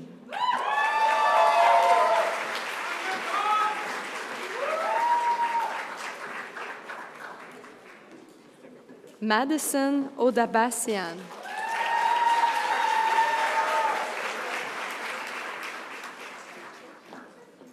Florence Millette.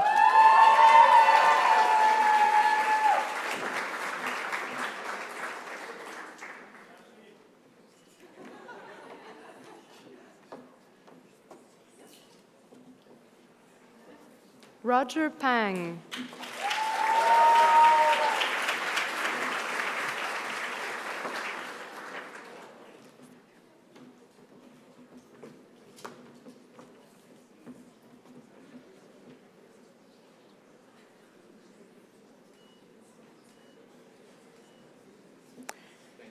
I'd like to call Dr. Nadim Hamed as an Osler Fellow, and Dr. Caron will be in place of Dr. Daniel Zygmunt.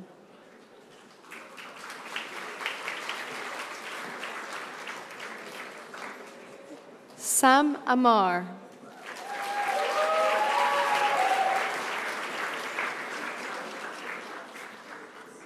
Faiza Jabin Hamad.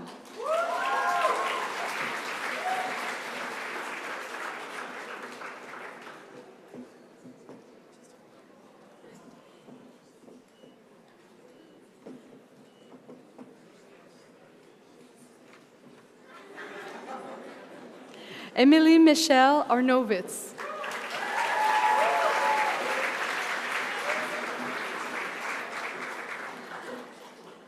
Sarah Ben Samana.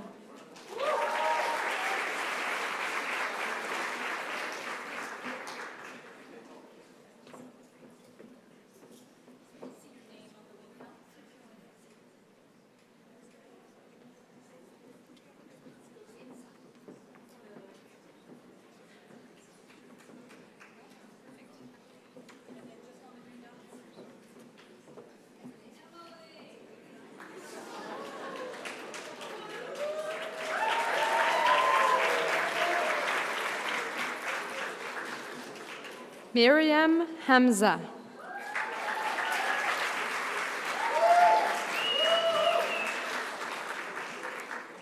Jonathan Helkaim.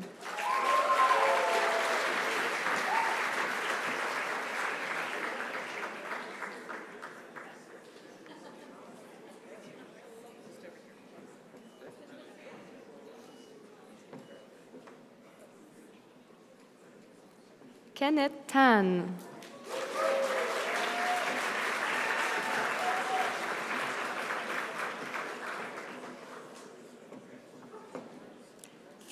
Randy Nalamulume Muken Jeshi.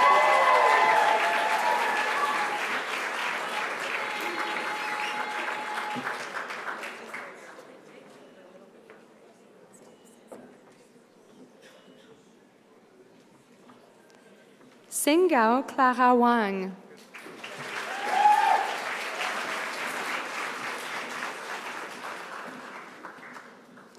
Dana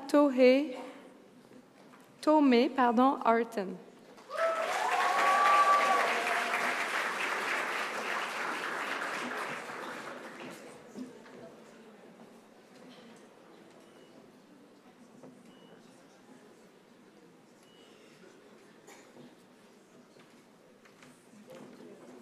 I'd like to call the Osler Fellows Dr. Annabelle Angela Chen-Tournou and Dr. Natasha Garfield.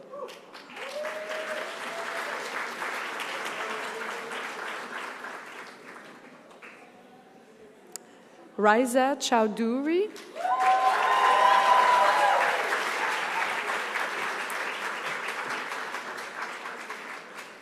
Alexia Armazu.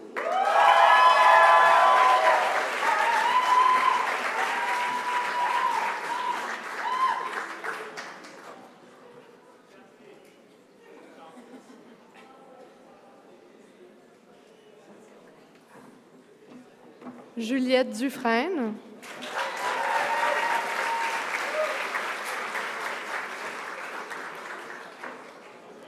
Anna Elizabeth Druppert.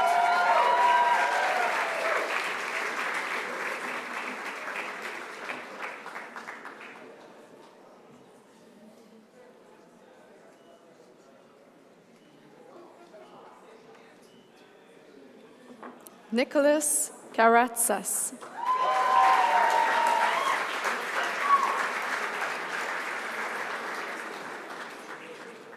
Peter Malik.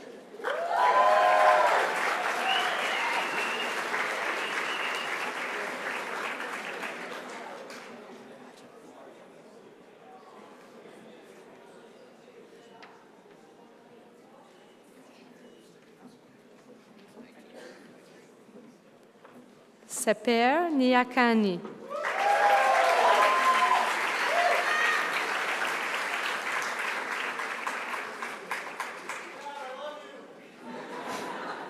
Emily Rose Martin.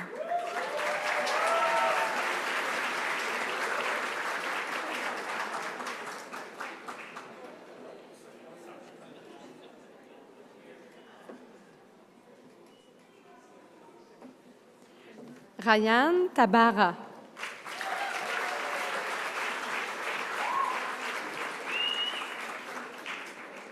Michael Minello.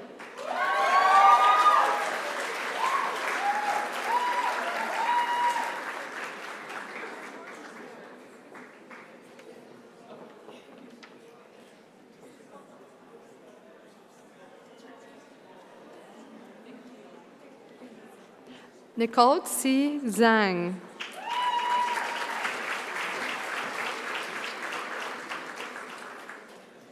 Simon Raman.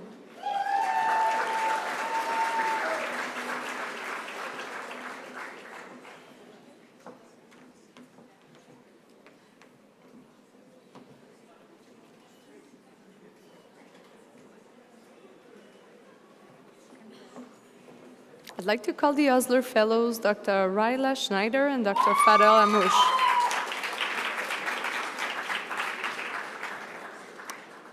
Félix-Antoine Coutu.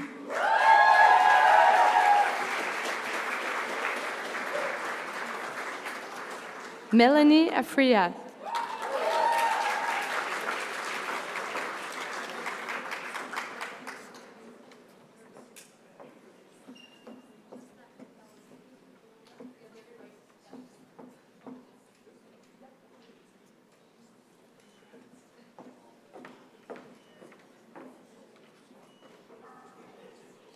Tracy Liu.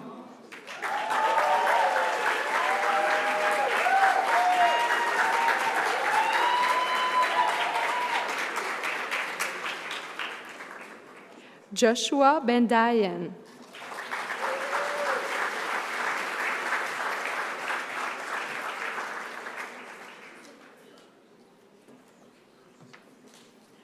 Julia Pereira Pinto.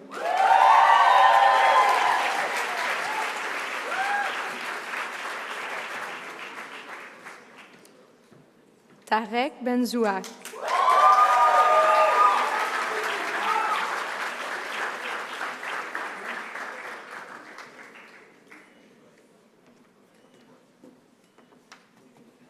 Dorsa Sohaihi.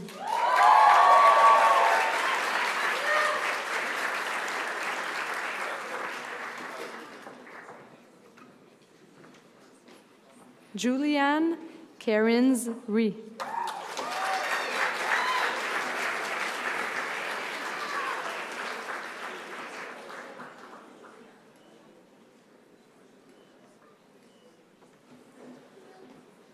Malik Turan.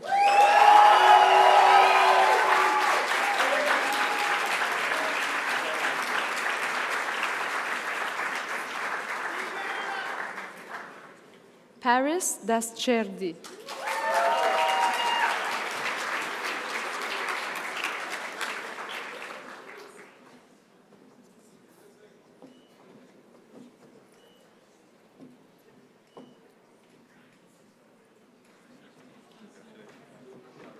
Eliana Ruobing Zhang.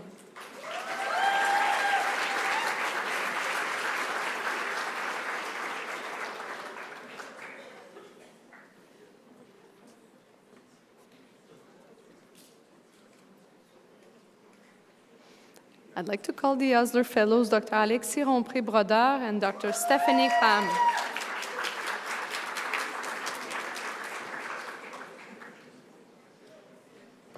Arjun Gupta.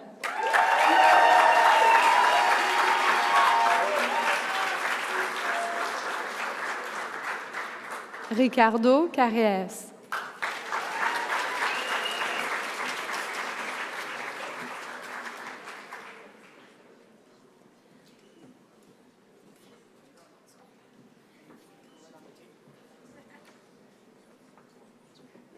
Magali Magie.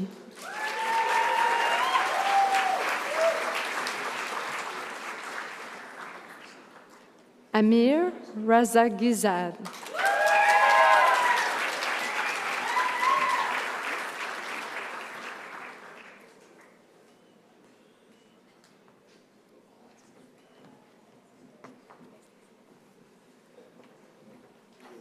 Ariane Songa Côté.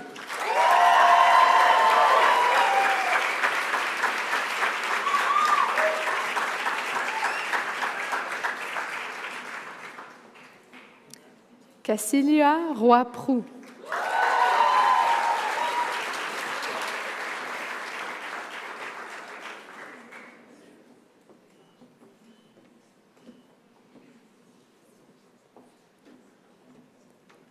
Yernia Stare.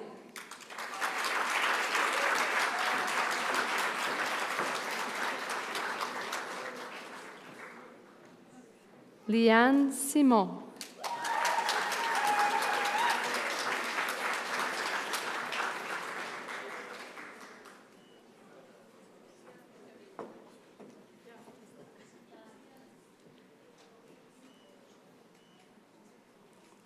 Ying Zhang.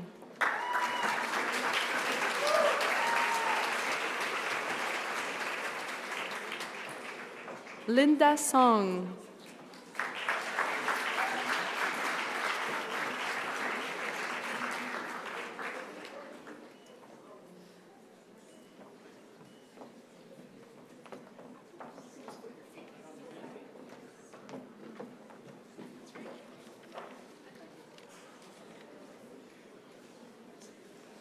When Emily Zhang.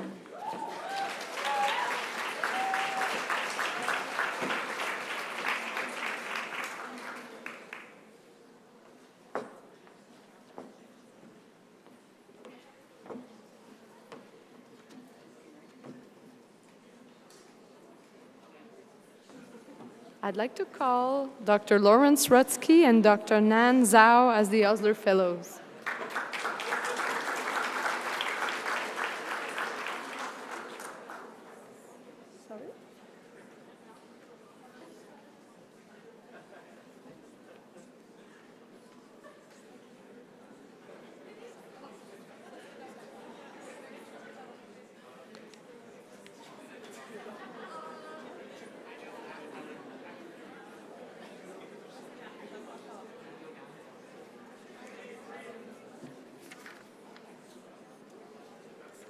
Dr. Caron, I think you might need to come for the other group.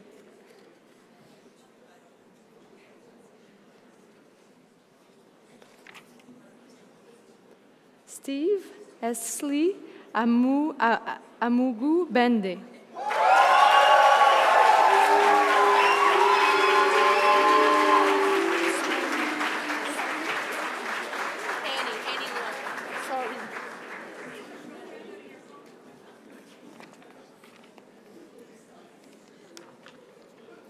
Vanessa Edzerzer.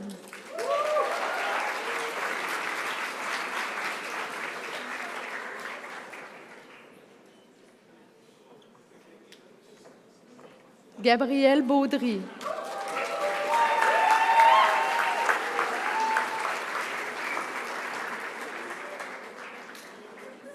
Elias Jabot.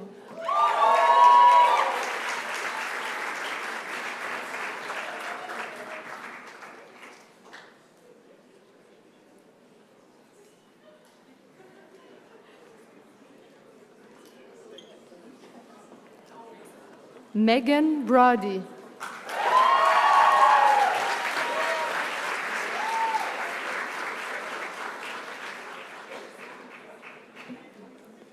Catherine Corman.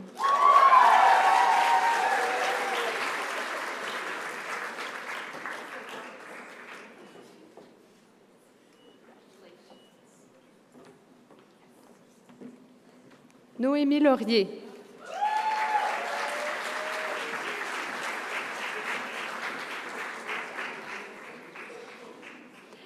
Amina Fatima Moustakim Barrett.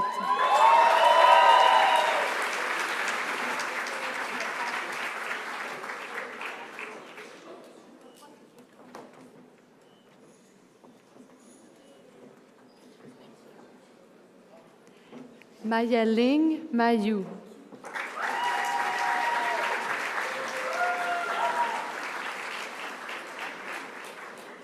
Liam Murad.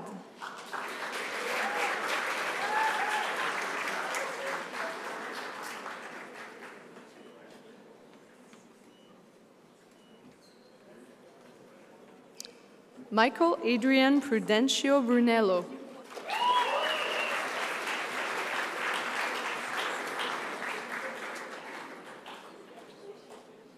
Ariane Racine.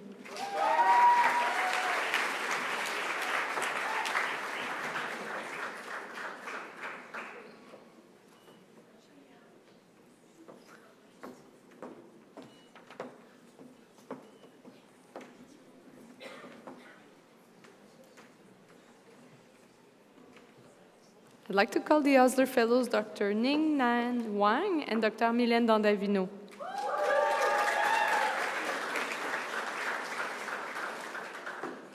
Leila Bénard.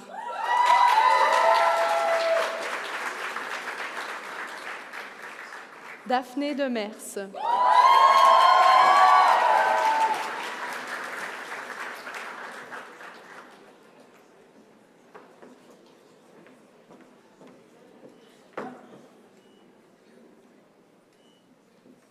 Charles Desgagnés.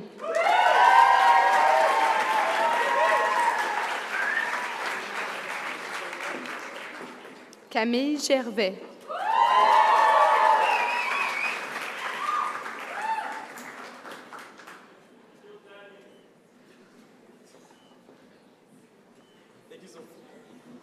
Mounaza Jafar.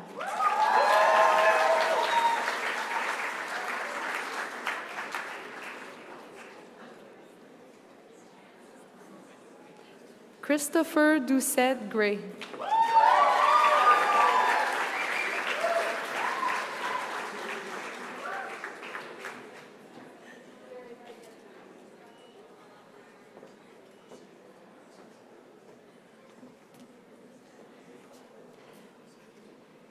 Razard Radoshla Kubinski.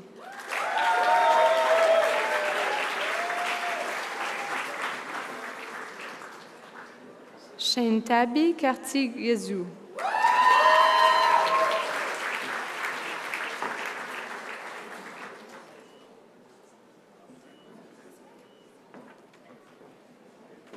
Magan Solomon.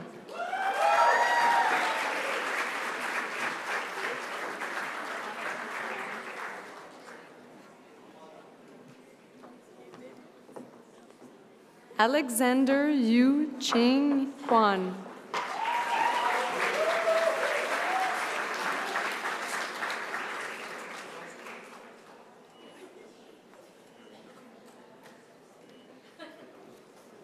Amanda Stevenson.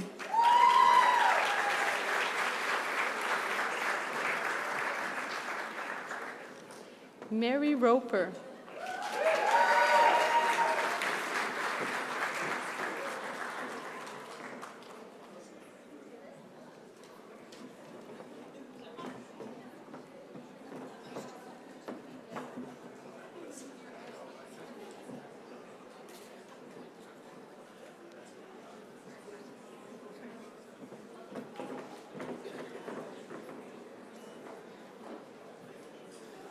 I'd like to call the Osler Fellows Dr. Didier Serrero and Dr. Despina Abilias.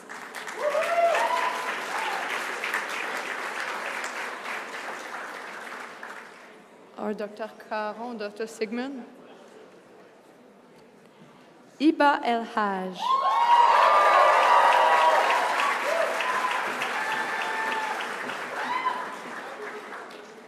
Jalika Sarah Diallo.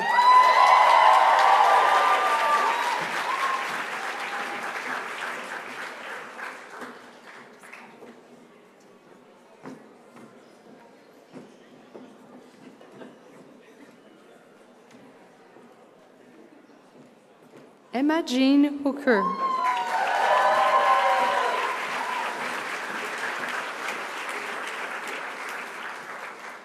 Megan Maurice Venturi.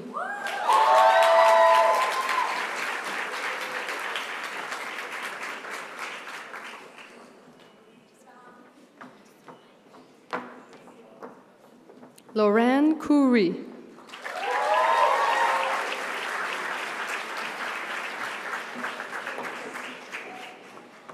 Ariane Monticone.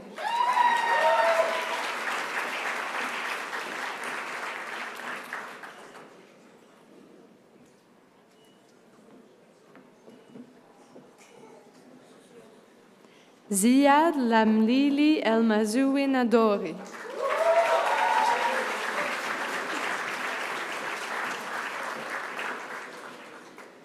Shana Theodore.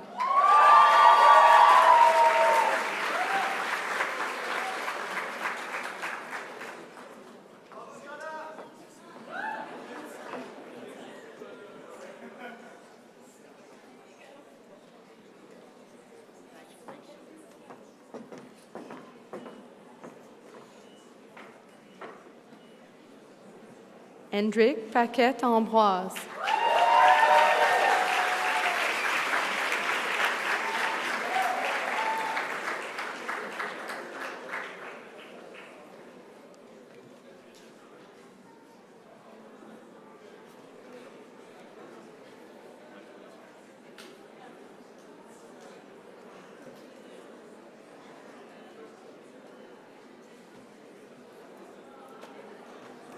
Lauren Stam.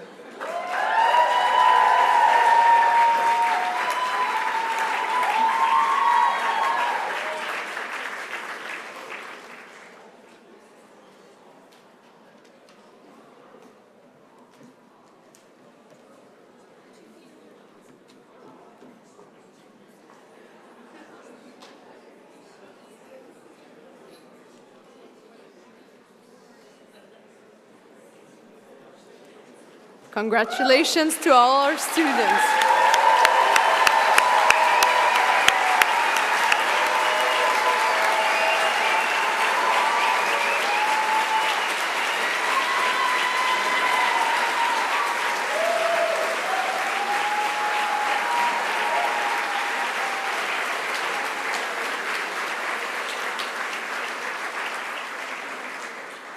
Let us now welcome your colleague, Taylor Morgenstein, who will lead you in reciting the class split in English. We welcome all the students to please stand up.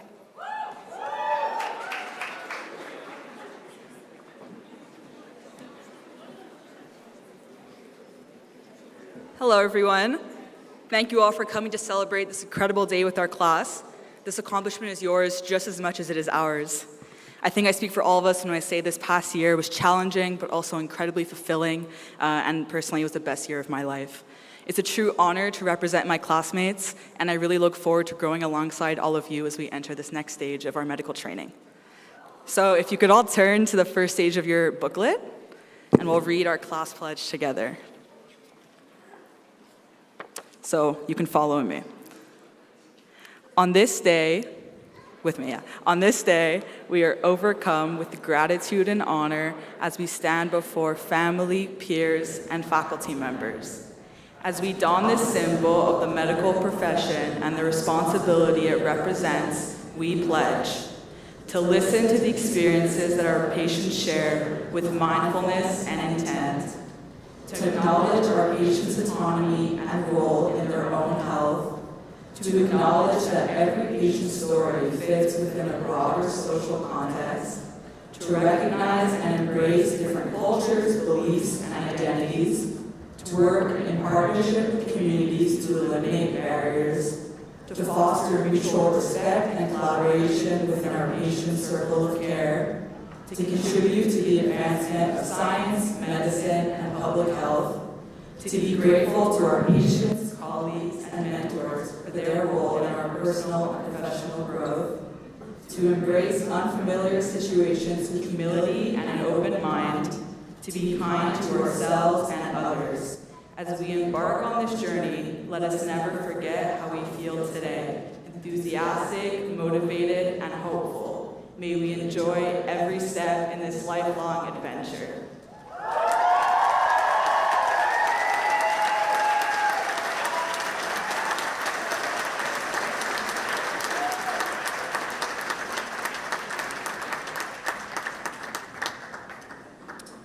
accueillons maintenant votre collègue Hélène Rukundo qui vous guidera dans la prestation du serment de promotion en français.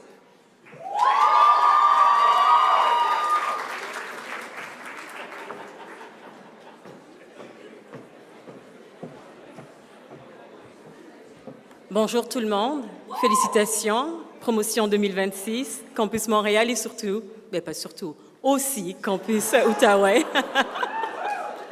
Il faut être juste, hein? Alors, avant qu'on ne passe à la version française, j'aimerais sincèrement, on a deux chances de se répéter avec ce serment-là. On va le faire une deuxième fois en français, et j'aimerais que chacun de nous pèse les mots que nous allons prononcer aujourd'hui. Qu'ils prennent un sens réel pour nous, peut-être pas aujourd'hui, mais tout au long de notre carrière, de nos études. Que ça prenne un sens réel et qu'on sache que nous faisons une promesse devant témoins, un engagement sincère pour les médecins que nous voulons être demain. Alors, d'une seule voix, je vous invite à lire ce serment en français avec moi. Aujourd'hui, nous sommes honorés et fiers de nous tenir devant nos familles, nos pères et les membres de la faculté de médecine. Ainsi, alors que nous revêtons ce symbole de la profession médicale, avec pleine conscience de la responsabilité qui nous incombe, nous nous engageons à écouter les récits partagés par nos patients avec attention et intention, à considérer l'autonomie des patients, leur rôle, leur capacité dans leur propre santé, à reconnaître que l'histoire de chaque patient s'inscrit dans un contexte social plus large, à être sensible aux différences culturelles, croyances et identités, à travailler en partenariat avec les communautés afin de briser les barrières de santé, à favoriser le respect mutuel et la collaboration au sein du cercle de soins des patients, à contribuer à l'avancement de la science, de la médecine et de la santé publique, à être reconnaissants envers nos patients, nos collègues et nos mentors pour leur rôle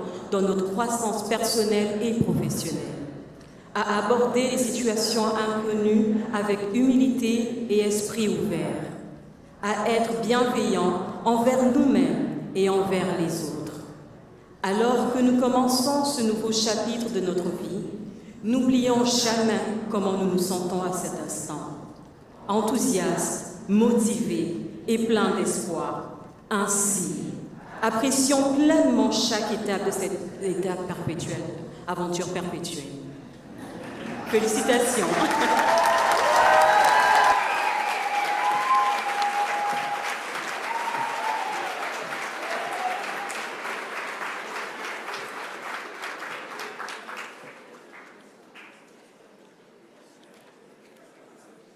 Félicitations encore une fois à tous les étudiants. Congratulations again to all our students, as well as to their family and friends who are part of this journey with them. The white coat ceremony entitled Donning the Healer's Habit recognizes your upcoming transition out of the classroom, out of the McIntyre, Strathcona, and into the hospitals and clinics, where you will be playing an active role in patient care, including caring for some patients who might be at their most vulnerable moments. You now have received your white coat, a symbol of the professional responsibilities you assume as a medical student and will continue to assume throughout your career. I want to thank everyone also who has joined us on YouTube, for those family member or friends who might be further away, but I've been able to share, hopefully, those good vibrations. I do believe in the Energizer Rabbit. We can the energy within us and share it with others, so I think it's already achieved. Some of it might be called love, joy, and happiness, but that's what we can share with one another. So on those good notes, I want to wish you a good rest of the day. Share this moment with friends, future colleagues, as well as your parents, family, and loved one. Thank you very much.